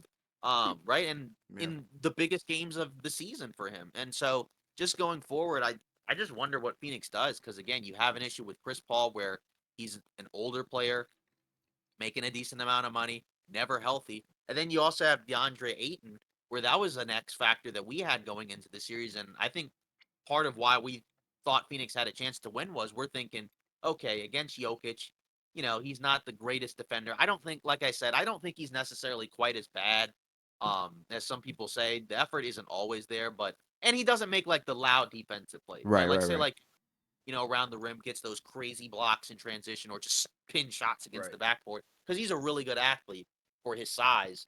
Um, Jokic can, get like kind of those, like kind of is like a guy where he has to kind of get those smart contests where he has to kind of be in the right spot, the right position. But it just feels like, Aiton should be better in this series than he was against the Clippers. Because like just in general, right? Like um, Zubac I think is a solid defender as a big man, better defensively to me than Jokic. Obviously Jokic is a different type of guy to handle because of his offense, right? But like he's not stopping him on offense, but like can you at least do some of the hustle plays, right? Like getting Right. offensive rebounds, crashing the glass because of your size, right? Use your size to your advantage. Battle on the boards, get extra possessions, right? The things that we saw, say, like Jock Landale do in those Phoenix wings we need him to do because I don't think they can necessarily win, four times, right? And DeAndre Ayton gives you literally nothing in all four of those games, right? So like if he doesn't step it up, like uh, I don't think they're gonna win the series at this point. I mean, they have a chance, I guess, but you know I they're mean, at he's home, so they ruled should do out better. now, so Yeah, you know yeah, but yeah, and he's not even playing right now. But exactly. again, we're in the second quarter, and they're already down basically 20 points at the start It's of the not good. first quarter. End of the first quarter. That's just not going to get it done. No. Um, so I think again, like it's early, so I'm not necessarily going to say the game is Sure. over. We've seen teams come back, but Yeah. just in general, right? Like there's a lot of questions I think about the future of this team because Yeah. even say like Durant, he's 1 for 7 in this game. I know. His efficiency has taken a big hit. I do feel like him coming back from the injury, again, I don't necessarily like doing the excuse thing, but it just doesn't feel like he's necessarily been the same in terms of the impact. Right, Booker, you can't expect to shoot 80%, 8,000 over 9,000% from the field every game. Right. So I don't know. Like I said, I mean, again, they still have a chance to win this series, but Chris Paul, DeAndre Ayton, those are kind of the big factors to me. And Ayton, it's a shame because, coming into, that season, right, where I think it was the last year under his rookie deal, right, he doesn't get the extension, Right. but he plays. Um, when did he get the contract? Was it last off season? I think it was. It had to have been. Okay, so all right, so I think 2 seasons ago, right? So their finals run. He was a huge part of their Yeah. finals Yeah. run. Yeah. Yeah. You're And he right. was, he was tremendous, right? Like on both ends of the floor, doing his thing, battling for boards, using his size.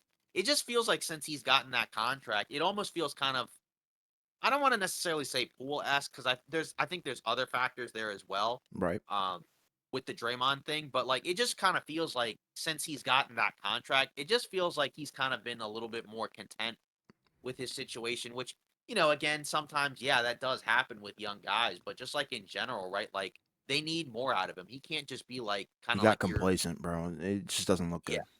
like he can't just be like sort of like a average-ish type of big man, right? Because again, he's got real skill, he's got real talent. He could be a 20 and Um, 10 guy, you know? yeah, and like I don't think you necessarily need that out of him every night, but just in general, to like even like just you got to give more effort because again, you look at because like Jock Landale should not be the better big in this series than Right. DeAndre Ayton Ayton because DeAndre Ayton, like I said, is just too talented. So I do wonder if Phoenix kind of just dumps him. Not like, not that they don't get anything back, Yeah. but I do wonder if he's kind of a guy, even regardless of whether or of what happens. I do wonder if he's a guy that they kind of just move on from in the offseason, just considering just his level of play. But just going back to Denver, I mean, it is just kind of interesting when you see all these guys, what they're able to do. Jokic doing his thing. Just his game has continued to get better.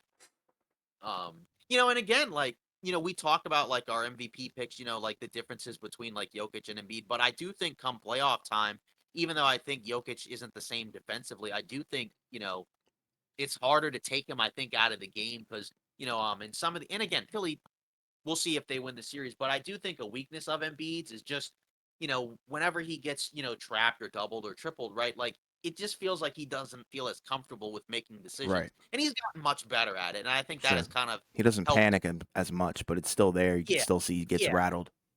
Exactly. And I think that that's kind of helped Philly's offense out a lot, right? Because because in the past it felt like sometimes it would just kind of stall out. You look at his numbers, they're not typically quite as good as they were in the regular season. Jokic, it feels like his game tends to elevate come playoff time. And I do think that passing ability, right? Because again, like if you double him, he's gonna quickly find the open guy. I mean, Right. like that's a big part of Denver's offense. So, he can play one on one, and if he's playing one on one against the guy, I mean, he's obviously an incredibly skilled player. He's got the ability to feast. So just in general with Denver, it kind of comes down to the other guys and can they win on the road? Because I think they've been a mediocre road team. I think they're below 500 on the road, despite Mhm. having the best record in the West because they're an elite home team. Kind of like Memphis, right? In a way, right? Where Memphis was incredible at home, but they were really bad on the road. Denver's not quite as bad on the road, but they're not that great. And, again, with these guys coming off the bench, you need those guys, right? Because, on the road, Jeff Green, Bruce Brown, Christian Brown doesn't feel like a great road trio off the bench, right? But just like in general, I mean, like, I got to give a lot of credit to Denver because, they were the one team in the Western Conference where it just kind of felt like they were being like overlooked in a way, right? Because I think most people felt like, kind of went with the typical, sexy picks, right? Like Phoenix, like Golden Right. State. Right.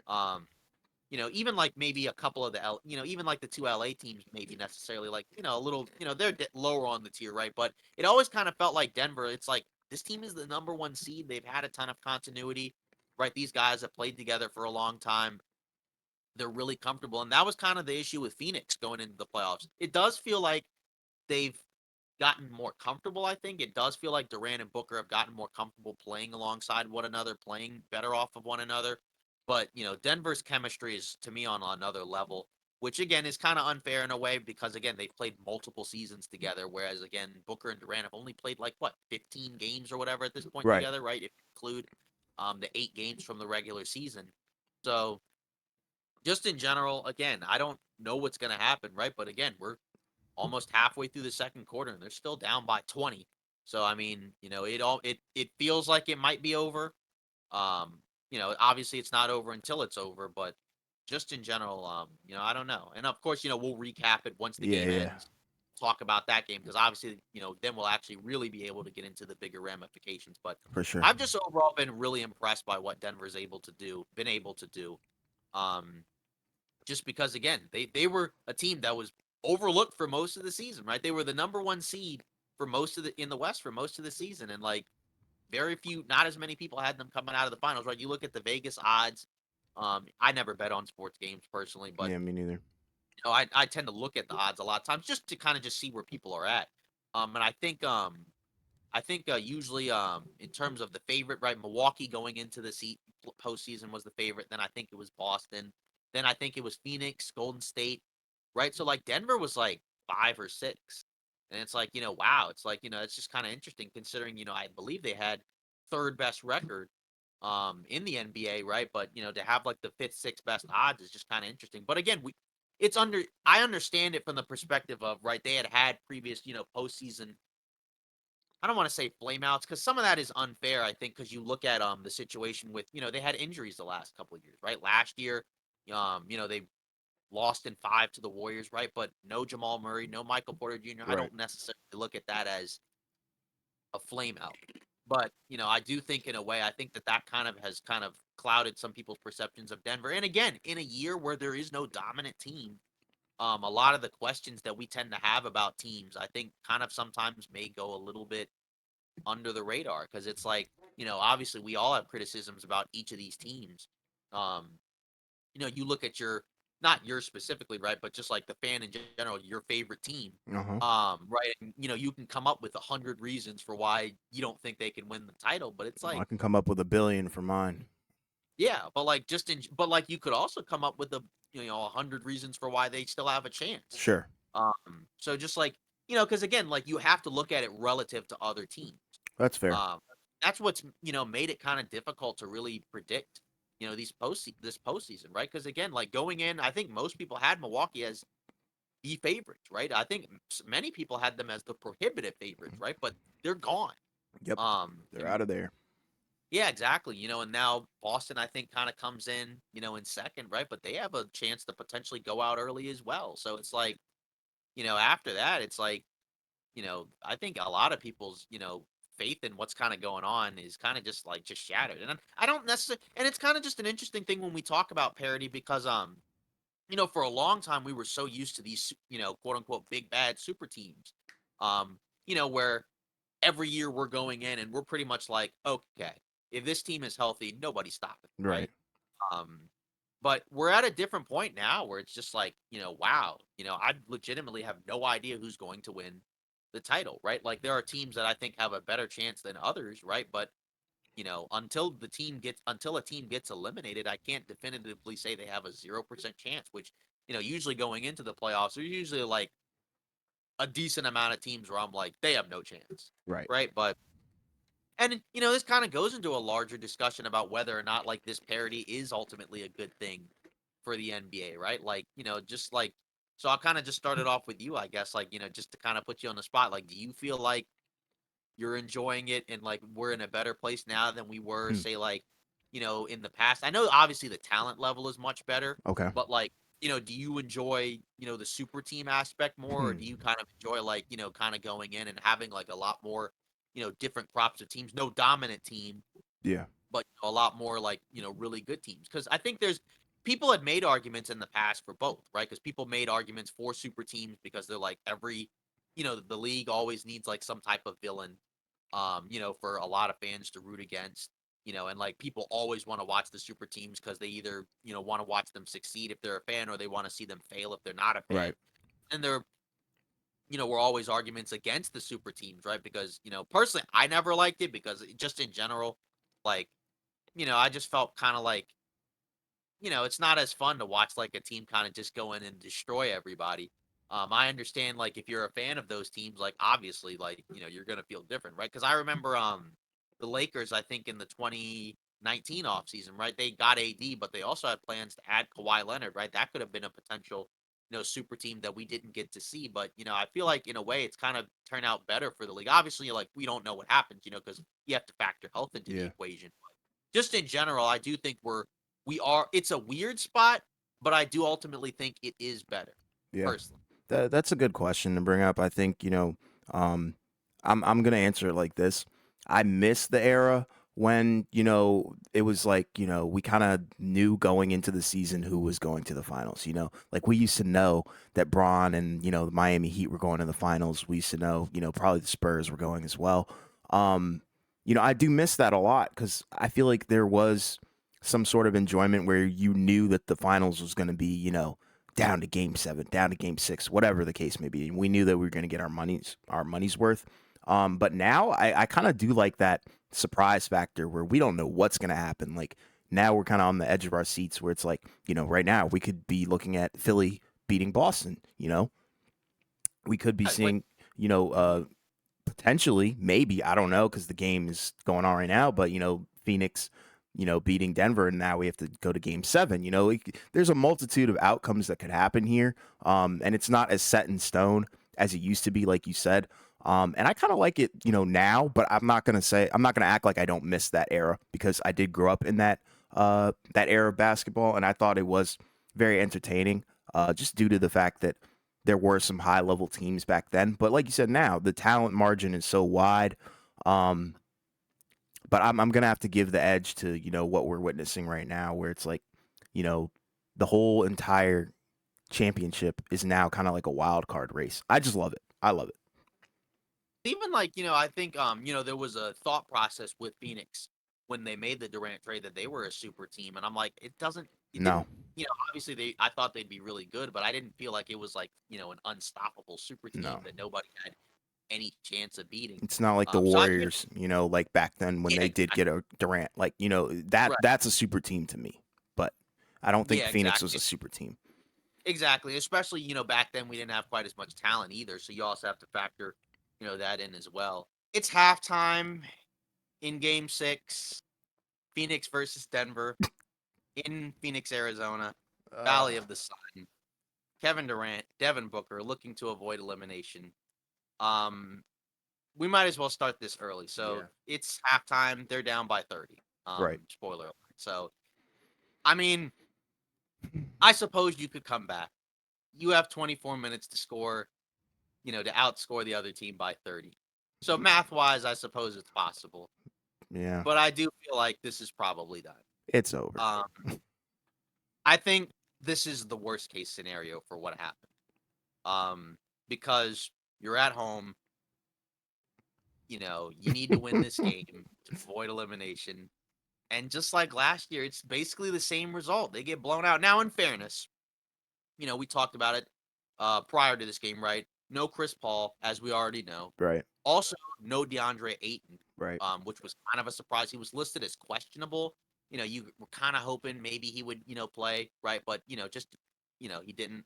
And again, it's just kind of another situation where it's another thing with injuries where it's like, I'm not gonna laugh because it's not funny. Right. But it is kind of interesting where we've even seen injuries where like we haven't even like I can't remember, kind of like the Wiggins thing. I can't remember a play where Ayton got hurt, right? But it's just kind of brutal, right? Because again, like this was kind of the worst case scenario where you have guys get hurt.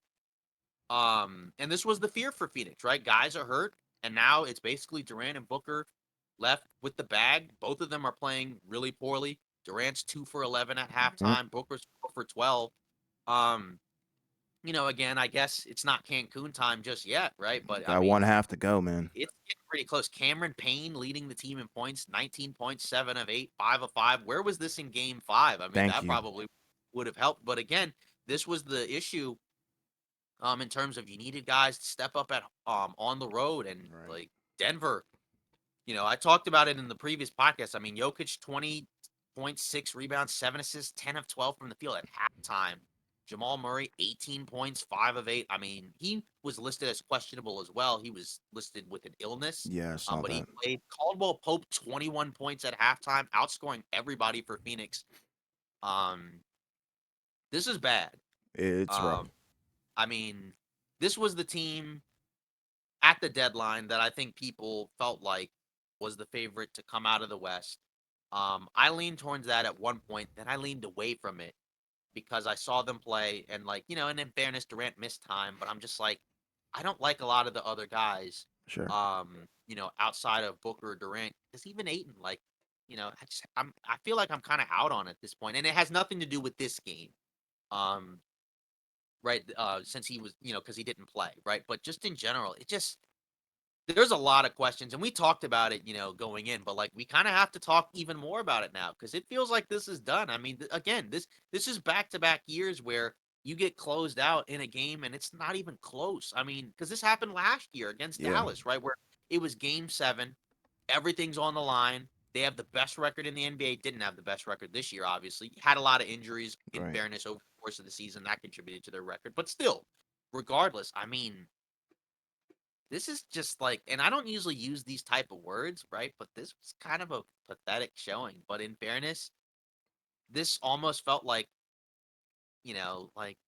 I mean, they're down like 2 starters, and just like in general for most teams, like when you're down 2 starters, it's It's rough. over. But when you're in a situation like this where you already don't have a lot of guys to rely on, like I said, this was the worst case scenario that could happen to Phoenix in the playoffs. This was the reason why, if you didn't believe in Phoenix, this was the reason. Because if guys are out, and there's a very real possibility, right? Because you have Chris Paul, older guy, injury prone guy. Right. Even Durant at this point, I think it's kind of fair to say he's a guy that gets hurt a lot too. Obviously, he was able to play through this series, but you look at him, and I just feel like again, like it just because again, I don't want to harp too much because again, given the situation where you're down a starter, right? But like, I don't think this was a good performance this series from Durant. I know like a couple of the games he was fine, but I just feel like I felt like he needed to be better. And obviously, again, like you're down guys, so it's a tough situation. But I'm gonna kind of let you kind of get into it, right? Because I know Yeah. he's your favorite player. Sure. But this is kind of something that's got to be talked about, where you got back to back early postseason exits for this guy. Um, Last year I think was worse because it's the first round and you got swept. But and because this situation is different, right? Because you have guys that are hurt. But I think I kind of want you to talk about it just because in general, again, like it's been kind of rough for him. The last few years he's battled injuries, obviously, and I think that as a factor. But even when you look at his playoff numbers, right, it doesn't feel like he's been as impactful the last couple of postseasons. Yeah. Um, and I do wonder, like, obviously he's 34. But you do kind of wonder, like, what's going on. And again, like I said, I want to at least give some level of like, cover just because again, guys were out, right? Like this was kind of like why, even though I thought Phoenix could win, I didn't really feel good about it. Like it was kind of like a head heart thing, Right. right? Where I'm like, my head's telling me without Chris Paul, Denver's probably gonna win because I understand that Phoenix plays at a different pace because some people were making the argument where it's like they could play faster, right? He holds on to the ball, right? Maybe their defense might pick up, but I'm like, he's still a guy that can play. He's still a decent player.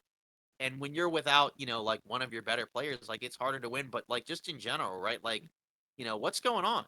With the Durant thing, because it does feel Yeah. like you've had back to back postseasons where it doesn't feel like he's been as impactful or as dominant. Because even in Sure. some of the games where they won, it felt like Booker was more of the driving force, and he was kind of coming along, right? Which again, like you need other guys to win, but just in general, right? Like, what does the future hold, for Yeah. this team? And for me, first I want to speak on Phoenix a little bit. I feel like I did jump the gun a little bit on picking them to go to the finals, but I stood my word, stood my Yeah, ground. But now it looks like they're going to be eliminated. I don't think it's going to be possible that they come back. Um, and I mainly picked them just due to the star power. I thought Kevin Durant and Devin Booker would just be a lethal combo, but not realizing that they didn't really have anybody else outside of them, to be honest. Chris Paul, obviously, DeAndre Ayton, they had them, but beyond the starters, it looked kind of rough and sketchy, and that's clearly what's happening now. In regards to Durant, first I want to say this: people do fall short, and that's in all aspects of yeah, anything that you do. That could be life, but in this case, it's basketball and championship aspirations. Um, I feel like his career has been hurt and damaged in a way that can't be repaired, mainly due to the fact that people didn't approve of his decision to go to Golden State. And now he's kind of in a situation where he's always going to have to try and prove himself that he can do it, without Golden State. Fell short in Brooklyn multiple times, and now has fallen short in Phoenix for the first time. So that's a big deal. So I think the narrative on his career is taking a hit with this elimination as well. And then a couple more things I want to say. These guys, they're humans. They're not immortal. Um, you know, Injury, wear, and tear will catch up to you. And I feel like with Durant, what we're witnessing, I'm not going to say it's a regression or decline, but that age, father time is catching up to him. I think, and not necessarily in the regular season. I think he's a great regular season guy, but in the postseason, you can't play KD these minutes, especially coming off of an injury. I think that hurt and is hurting, his performance because the shooting has just been so down. I don't know. It's just not the KD that I know, and the KD that was my favorite player. Not to say I'm disappointed in him. I'm disappointed that the Phoenix Suns are going out sad like this. I'm not necessarily disappointed in Durant. I'm more so concerned. Um, like I said, I think injury, wear and tear. I think that's what's happening here because, like you said, he's become much less healthy over time. He's been hit with some pretty big injuries, and it seems like they just keep coming. Um, but yeah, I don't know. I feel like he's going to probably turn into the number two for this team. But future wise, I'm not sure. What this team is going to look like next year. Um, could Kyrie be joining? I don't know. We don't know what's going on, but yeah, I'm. It's kind of sad to be honest, because I do really enjoy watching KD play, uh, but it is what it is, and it kind of begs the question. I feel like this is probably going to hurt where people rank him, all kinds of stuff, all time and whatnot. But I'm telling you, that Golden State thing, it's it's not going to be repaired until he probably wins a championship on a team where he's the guy. Unfortunately, but I feel like Katie has the legit hardcore fans. We know like what Katie is and what he brings to the table and what he's done for the game, but like in terms of the casuals and the court of opinion, like he's just completely lost. Like he's one of the biggest villains, but all he does is just play basketball. And that's pretty much it. But it is unfortunate to see Phoenix go out like this, especially since they were my pick.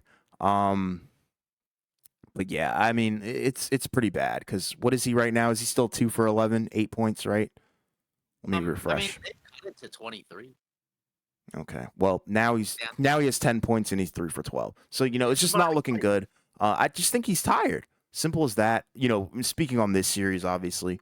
Um, yeah, I just think he's tired. But you got to also keep in mind, like this is why I love the NBA because it's so anything could happen and it's so spontaneous. Like if we flash back to, you know, I think it was when the Bucks were playing the Nets in that championship year for the Bucks, I believe. Um, you know, Katie was one shot away from putting that thing yeah. away. So, what if we rewinded the clock and went back there? Would the NBA look a little different than it did now? Would Katie be, still in Brooklyn? We don't know. But like I said, that's the beauty of the NBA. But once again, these guys are human. They make mistakes, they fall short just like the rest of us. But it is what it is. It's elimination. But it is sad to see because especially with a player like Kevin Durant and his caliber, you kind of expect, with the addition of KD, you're going to the championship, no matter what. But that just shows you that this team wasn't constructed properly. Simple as that. I think the worst thing that probably could have happened for him is the fact that Golden State came back last year and won a title. Yep. Because that's kind of like a double whammy in a way, right? Because you have the scenario where, the year Golden State is out with, where they're not as good.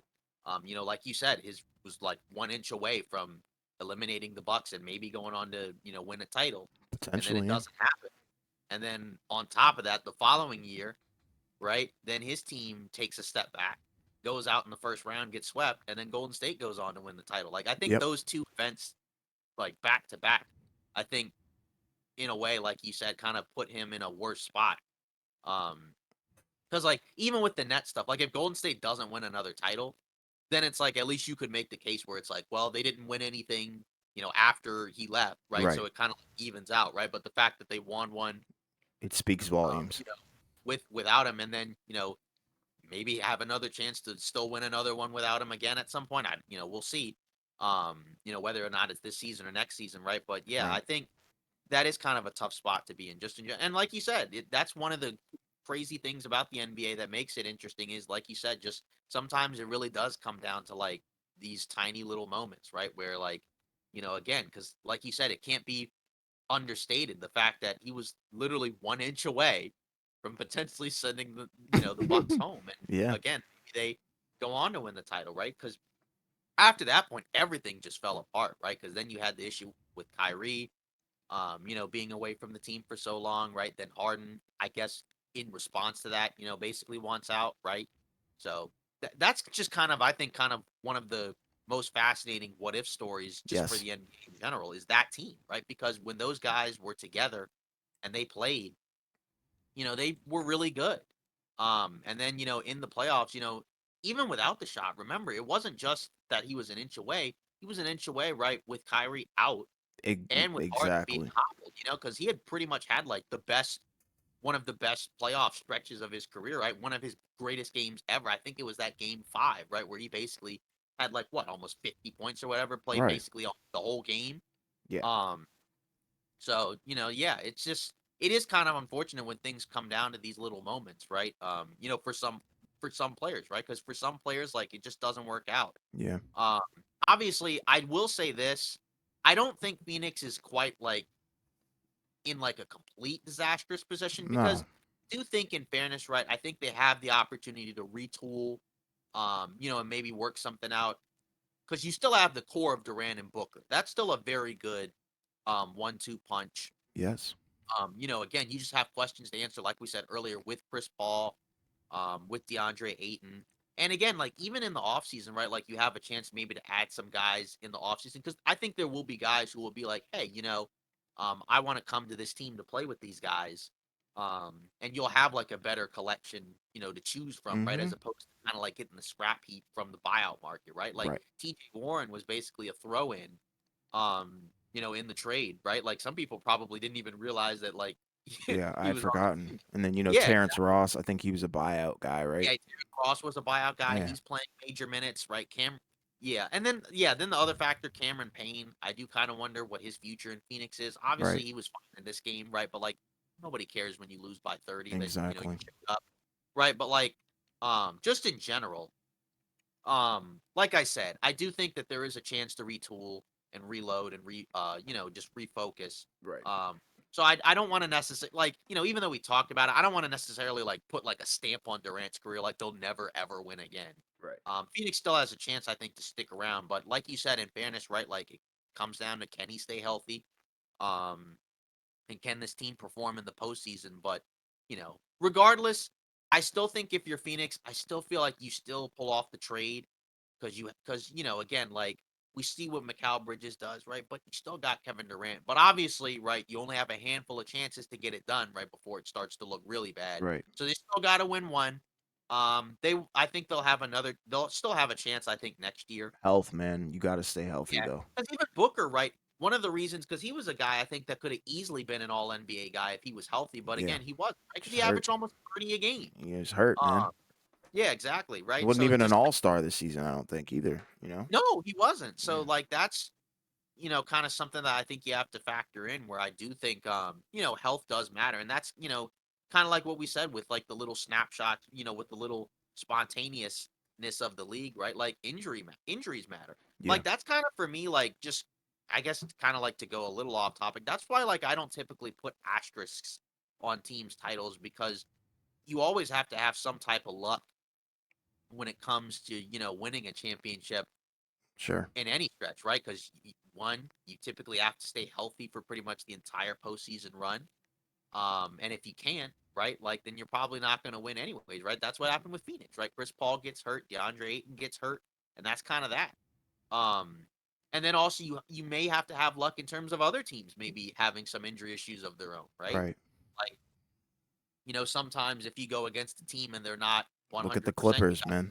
Yeah, exactly. Look at the Clippers, right? Like, if Phoenix wins the title, right? Like people are gonna say if Phoenix had won the title, some people might say, hey, in round one, they faced a Clippers team that didn't have Kawhi and Paul George, but like I wouldn't put an asterisk on it No. because in It, general, that kind of I stuff, mean, it's a fact, but, or yeah, it's it's speculation, honestly. exactly. It's something that you have to take into account, but it's not a situation where I'm like all of a sudden gonna like discredit because again, you Yeah. have to say who's out there and like it's nothing you can do And that about it, goes right? for the same thing, with the LeBron title, the Lakers title in the bubble.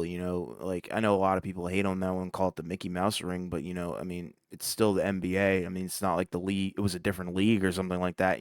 Still an NBA championship. So Other teams had the ability to go in there, and exactly. win. Like, I mean, like, so, like, it's I'm not just their curious problem. if and that's the thing, like the social media. We're going on so many like off-topic stuff, but I feel like all this stuff needs to be said. The social media is kind of hurting the NBA as well. I feel like, because now I'm telling you right now, they didn't go for, they're not, they weren't at Giannis's head when the Bucks got eliminated, whatever. But I'm telling you, they're going to be at KD's throat when the final score comes through, and we see that his stat line is poor. It would have been the same thing for Tatum. If Tatum has a bad game, they're going to be on his head. They're going to be like, "You Kobe wannabe," whatever the case may be. So it's just rough, for these players, and that's why I feel a certain type of way when these players do get eliminated, and then they have to deal with the internet BS. Because we talked about it with the AD thing, right? Where he, gets hurt in a situation that he had no control over. Exactly. And then you had guys, on TV, on television, right, laughing, and Yeah. at the fact that he got hit in the head and had to, leave the game in a Yeah. wheelchair. Like, I Like, mean, did they laugh when Grant Williams got freaking stomped out? Like, I'm confused. I don't know. It's just so weird. It seems like the NBA is kind of clicky. We don't want to get too political, but it seems like they do have some distaste for certain people. Like Dwight Howard. AD. There's just some guys that I don't know why they just decide to pick on them, and that goes for the common folk like us, and then the analysts as well. So it's tough. It's hard being in the NBA, and I think people don't acknowledge that enough. And they feel pain just like us. So their losses, they feel the same way. You would if you lost a championship or whatever. like, If you're in the AAU or whatever the case may be.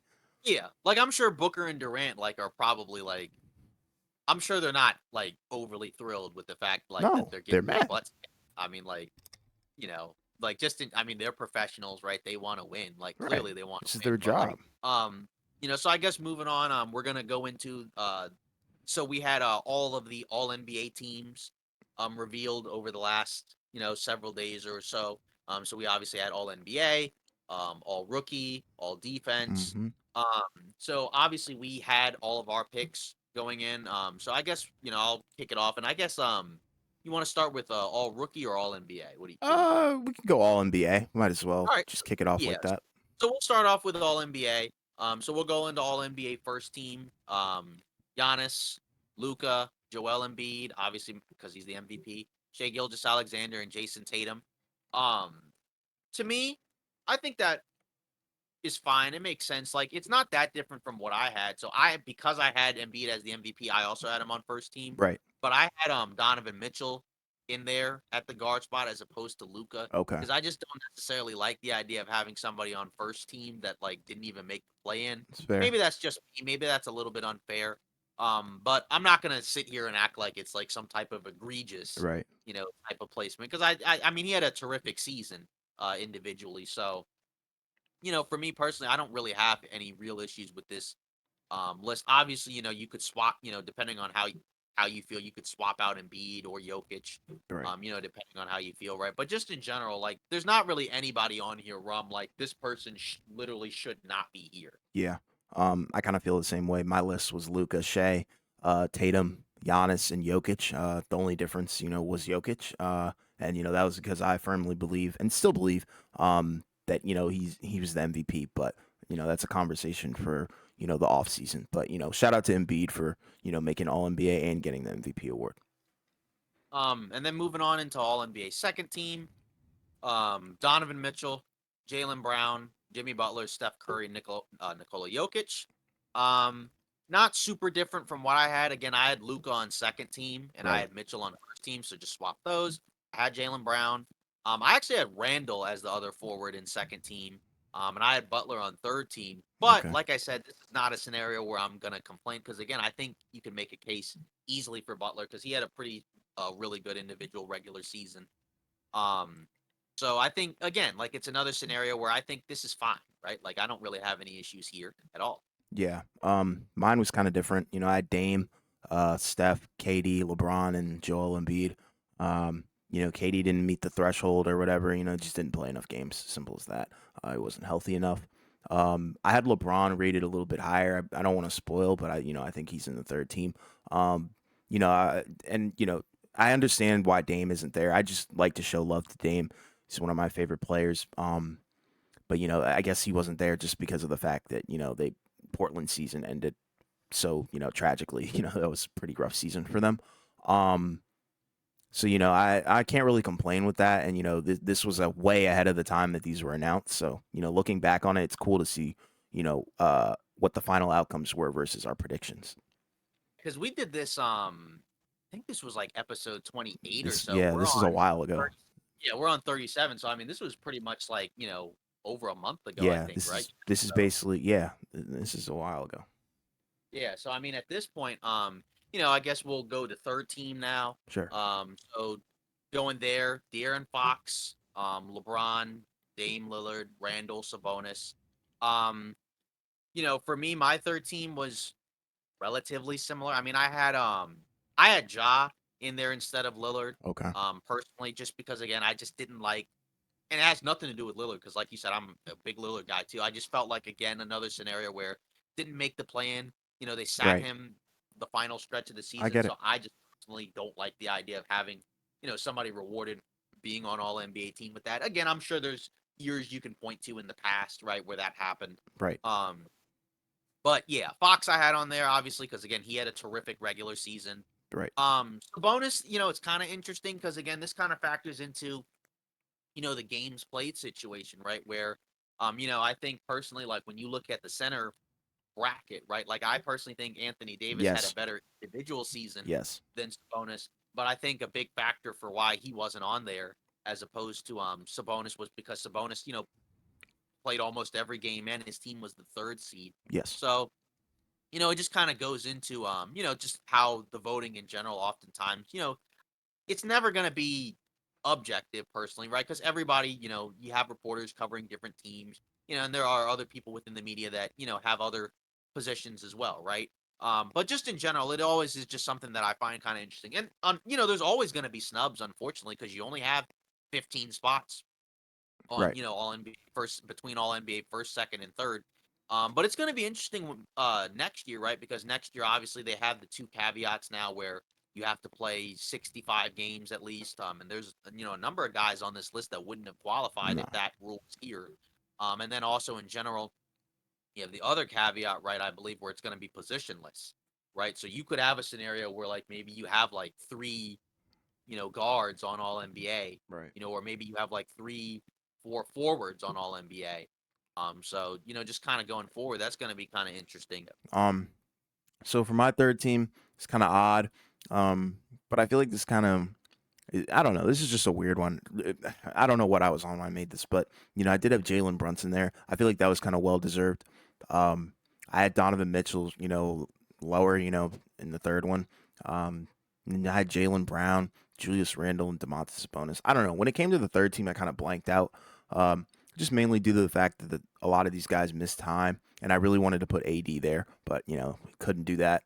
Um, and then I don't know. I don't know if having Jalen Brunson over Ja was like a huge deal, but I feel like the Jalen Brunson pick has kind of panned out well, but I don't know. Um, and then with Donovan Mitchell, like I said, I feel like that was just a little bit lower. Same with Jalen Brown. And I don't know about the Julius Randle one, but, I can't be mad at, what they picked. Because, in Yeah, comparison to I mean, mine, it is kind of interesting, though. yeah. I mean, the thing is, a couple of these teams, right, like had two guys where I think you could make a case for either one being on All Exactly. NBA, right? But because of the way the positions kind of worked out and just other scenarios, like you can make a case for either Randall or Brunson being on All NBA. Obviously, some people are going to have Brunson, some people are going to have Randall. Right. Same with the Lakers, right? Like you could make a case for LeBron or AD being on All NBA second, or not All NBA second, being on the All NBA teams. Right. Um, but I feel like some people are probably also of the mindset of like, I feel like people generally look at the All NBA list as like your, top 5, 10, 15 guys. And it's like, how many of these teams have top 15 guys? Like, do the Knicks have top 15 players? Right. Probably not. No. Um, That's why I but was just like, like, my list is kind of odd because I had yeah, both of them there. yeah. But then, like, if you look at Sabonis and De'Aaron Fox, right? Like, are both of those guys top 15 players? Maybe you can make a case for one of them, but I don't necessarily know if both of them are top I don't 15. think you Because can. some people are Fox guys, some people are Sabonis guys. Um, but just in general, right? Like, I mean, it is kind of interesting. Especially again looking back on our picks, um, versus others, and I guess like the other thing is that like, these have massive ramifications. For the contracts and everything, right? Like Tatum and Brown, because they both got on All NBA, they're both eligible for supermax deals, right? So Like I think Brown is eligible for 5 years, 295. Right. Tatum, I think, is eligible for what is it, 5 years, 318, Right. some massive number. Because he's on there, I feel like Brown is probably more likely to stay in Boston at this point.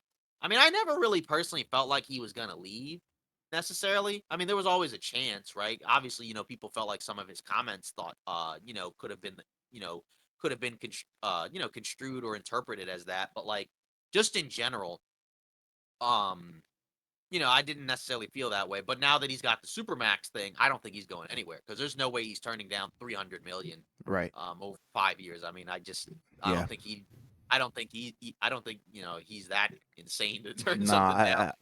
I think he's set for life. Yeah. So I guess we'll move on into the next stretch. We'll go into I guess we'll go to all defense. Sure. Um, so we'll start with all defense first team, right? So we'll start there. So obviously with first team, Jaren Jackson Jr. is the headliner, right? Obviously he was the defensive player of the year. Mm-hmm. Makes sense. Also alongside of him, Evan Mobley, Brooke Lopez, Drew Holiday, Alex Caruso, kind of interestingly That's enough, is on interesting. all defense first team. The Bulls were one of the top defensive teams in the league. But it was kind of interesting because I didn't really have him there. Um, I feel like a couple of these I kind of in a way blanked out on. Right. Um, but just in general, right? Like, when I look at my defense picks, I had Drew, I had Lopez, I had Jaren Jackson Jr., but I also had Derek White, and I had Giannis there as well, right? Same. And obviously White isn't there, and Giannis isn't there, but how does this compare to your all defensive I picks? think How do you I'm feel not about gonna this list? lie. I think we have the same one because I have Drew, Marcus Smart, Jaren Jackson Jr., Giannis. I had Bam though. I don't know, and then I think I had I had second. OG. Okay, yeah, sorry, I was reading my list wrong. But my first one, it was Drew, Drew Holiday, Marcus Smart, Jaren Jackson Jr., Giannis, and Bam. So that was my five, and I don't know. That's interesting. Yeah, But like I said, like you said, I definitely blanked out on that too. I feel like I just didn't. I don't know. It's a weird one for me.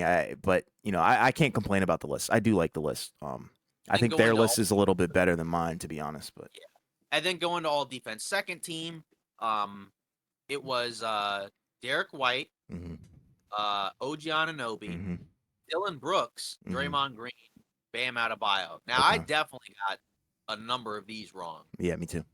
So I had, so I did have Derek White, but I had him Same. on first. I Okay, didn't have Caruso at all on either of these me teams. neither. Draymond I blanked out on. I didn't have him. Me neither. Uh, Part of it was like I don't know why, like because I feel like he should have been on there, but like at the same time, I also was like, Golden State wasn't that great this year. Their defense wasn't that great. I hmm know he's individually a great defender, but I don't know. I just didn't feel great about it, and I just kind of was like, Mobley was really good defensively.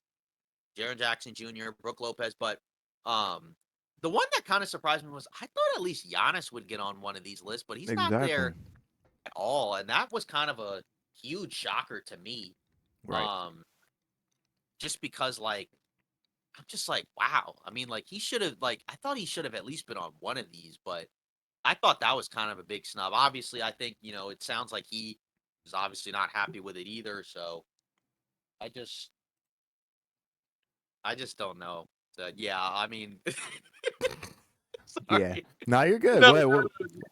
no, it's bad because I'm looking at this game and I just, Okay. I have it on my TV Right. as Right. Right. opposed to Right. and Yeah, I'm looking at I have it on my right yeah, I'm monitor. looking at this and I just saw like the fact that a dude threw up a freaking pass and it got deflected in the basket and I was Yeah. like, Yeah. Yeah. Yeah. That's yeah, rough. okay. So I feel like I almost feel like we can probably get ready to prepare to talk about that one. That's fine. That's fine with me. But, you Oh know, yeah. I mean, it's not over, but like, It's the, looking like the pick is done. The pick is yeah, in. yeah. So, but I guess that'll help because that means we can do it all tonight. But Exactly. uh, I don't know. So regardless, gosh, you're gonna No, have to you're. cut out so much. I know it'll So be fine.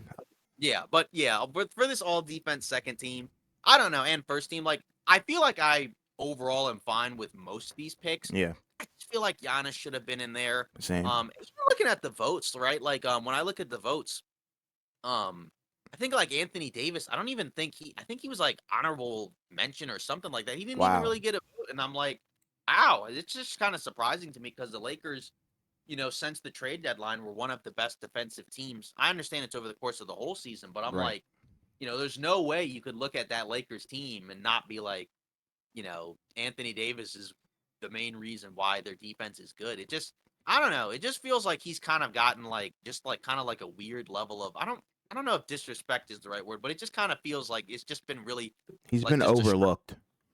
yeah, and People it just been forgot. I think that's all it is. yeah, and again, like, because even Giannis, I'm like, I don't know how he wasn't on there. I Right. mean, I think some of the metrics feel like he suggests he's had like a semi-down defensive season, but even like with that, he's still one of the best defensive players Intimidation in the league, factor, and he man. still had a really good defensive year, even if it may not quite have been as good as some of his. Because again, he won Defensive Player of the Year. I don't think he's necessarily going to have the same Right. defensive player of the year defensive season, but like just in general, that kind of surprised me. And again, Sure. like Caruso, you can make a case for because Chicago was one of the top defensive teams, but I mean, like, if I'm looking at most people's picks, I don't feel like he was probably on all like defensive first team for most people. Again, not hating because I am a big Caruso guy, but just some of these picks kind of jumped out at me. But overall, I guess I'm not going to complain too much. But I feel like at least Giannis should be on there because again, I Yeah. think with the AE factor, I think some people also factor in the amount of games.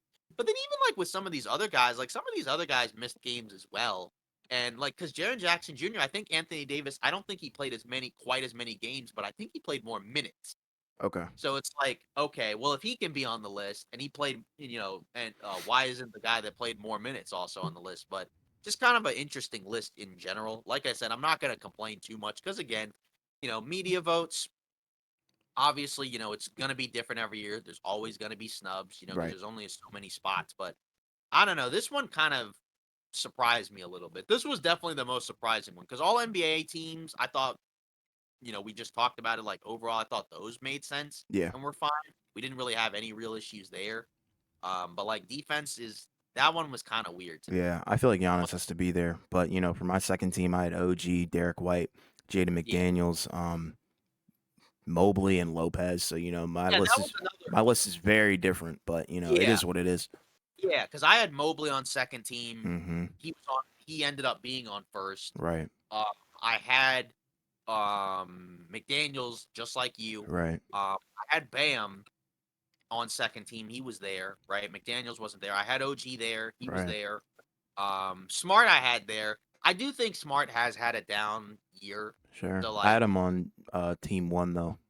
yeah, like I feel like his defense has still been like fine, but I do think he's had a down year. Right. And it's like, I guess you could say like Caruso probably did have a better defensive season individually, than Marcus Smart. And you also look at the personnel, right? Like their starting five for much of the year was like Caruso, Vucevic, DeRozan, Levine, right? Like not like a lot of high level defenders in that starting five. So, I don't have like it's only a couple of guys where I'm like, that surprised me. But like I'm not gonna complain, Right. because like there's nothing I can really do about it. Yeah. No. And then I guess to wrap it up with the all rookie teams, this one I think pretty much I think most people were like, you know, like I it think we was had the pretty same universal. list too. It was I think for most people it was pretty self-explanatory.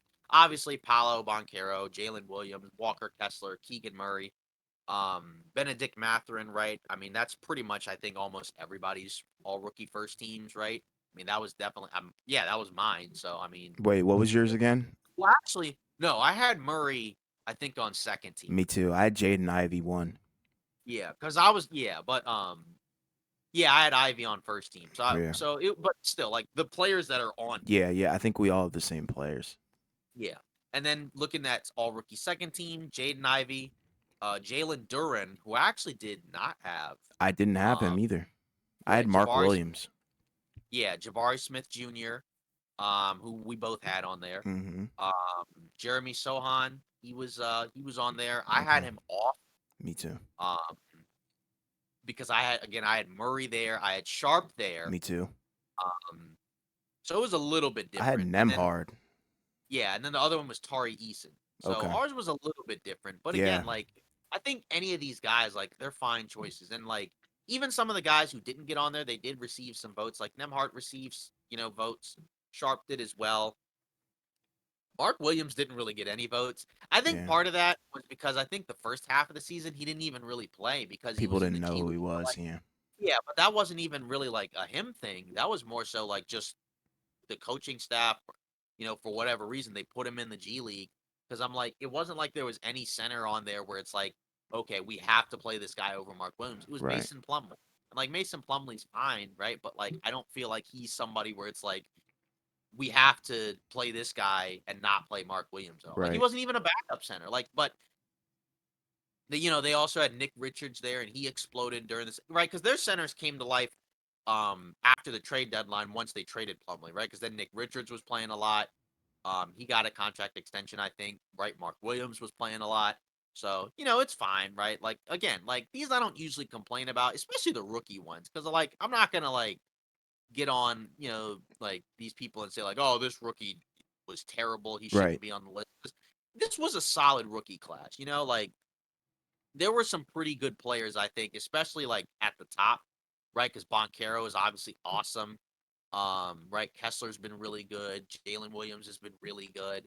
Murray's been really good, and especially with Murray, right? He's doing this on like a good team. Right. Um, right. And again, like that's nothing against the other guys, right? But it's just kind of interesting how like, this guy has contributed to one of the best teams, in the West, right, over the course of the regular season, which you don't usually see rookies do. Obviously, his situation was different because I don't think anybody went in expecting Sacramento to be a top seed, right? But Yeah. still, his impact was better than I think a lot of people thought going in. Because you even saw it like in summer league and preseason. Hmm. Because that pick was a He pick looked that a lot ready. of people surprised. But yeah, he looked like he was ready to contribute from day one, which, again, you don't always necessarily see. Maybe his ceiling may not be quite as high as some other players, Right. right? But Sacramento also made the decision to go in and compete, right? Whereas some of these other teams, They're looking to they're build. going through a rebuild, right? Yep. Like Orlando rebuild, Oklahoma City rebuild, Indiana, Utah, right? Detroit, all rebuilds, Houston. Hmm. Um, so, just in general, just something that's kind of just really interesting. Yeah, for sure. Yeah. So now I guess, we'll kind of wrap it up, I guess, with the news. Not a whole lot necessarily. Um, One rumor that we had that I thought was kind of interesting was so it sounds like, JJ Redick is a potential head coaching candidate I for love that Toronto. for him. I love that. Obviously we've seen him, he's done his podcast, right? The Old Man and the Three. It's, I think personally it's a pretty I think it's good, a, really I entertaining think it's the podcast. best one right now. I think Outside he's of a this really one. Yeah, exactly. I think he's a really bright guy. I think he's a pretty good analyst. Yeah. Uses a lot of analytics, a lot of data to kind of, support a lot of his points. Um, so, I don't necessarily know, what he looks like from a coaching perspective, right? Because obviously there's a difference between, being a player, then being an analyst, and then being a Sure. coach. Um, but it seems like he has like a lot of respect and like a high level of like praise from a lot of people around the league. Obviously Toronto's got a lot of decisions to make. Um, just because like they obviously got rid of their coach and they're looking for a new guy. And it seems like they're looking everywhere. So they're leaving no stone unturned, which I think, Right. in general you kind of want to see, to start off when you're looking for a new coach. Obviously I'm not in the front office, so it's not like I'm trying to give advice, but I think like in general you want to cast like a wide range. So it's going to be interesting. It sounds like he was part of the first round of candidates, so that's always an interesting sign, Hmm. according to Woj. Yeah. So I again, like we don't know what he'll look like as a coach, but how are you feeling about this? Because it seems, I I mean, think he could have a potential, as a. I don't necessarily know if he'll start off as a head coach, but I think he has some potential there because it seems like he really does know the game at a really high level. yeah, I feel like his knowledge on basketball is really extensive. He comes on ESPN and he kind of puts a lot of these guys who don't know what they're talking about, on the back burner and let them know, I played, I have the experience, I know what I'm talking about. The NBA is this now. It's not, when you were watching, whatever it may be. And I like his attitude. I like the rapport that he has with players. Very well respected in the NBA community, I feel like. So, you can't help but love it for him. Like you said, you just don't know what he look like as a coach because he's had, I think, probably little to no coaching experience, especially as a head coach. So, that's a bit of a concern. So I don't know if he'll get the job outright, but it would be cool to see him in a coaching position. I just don't know if it would be head.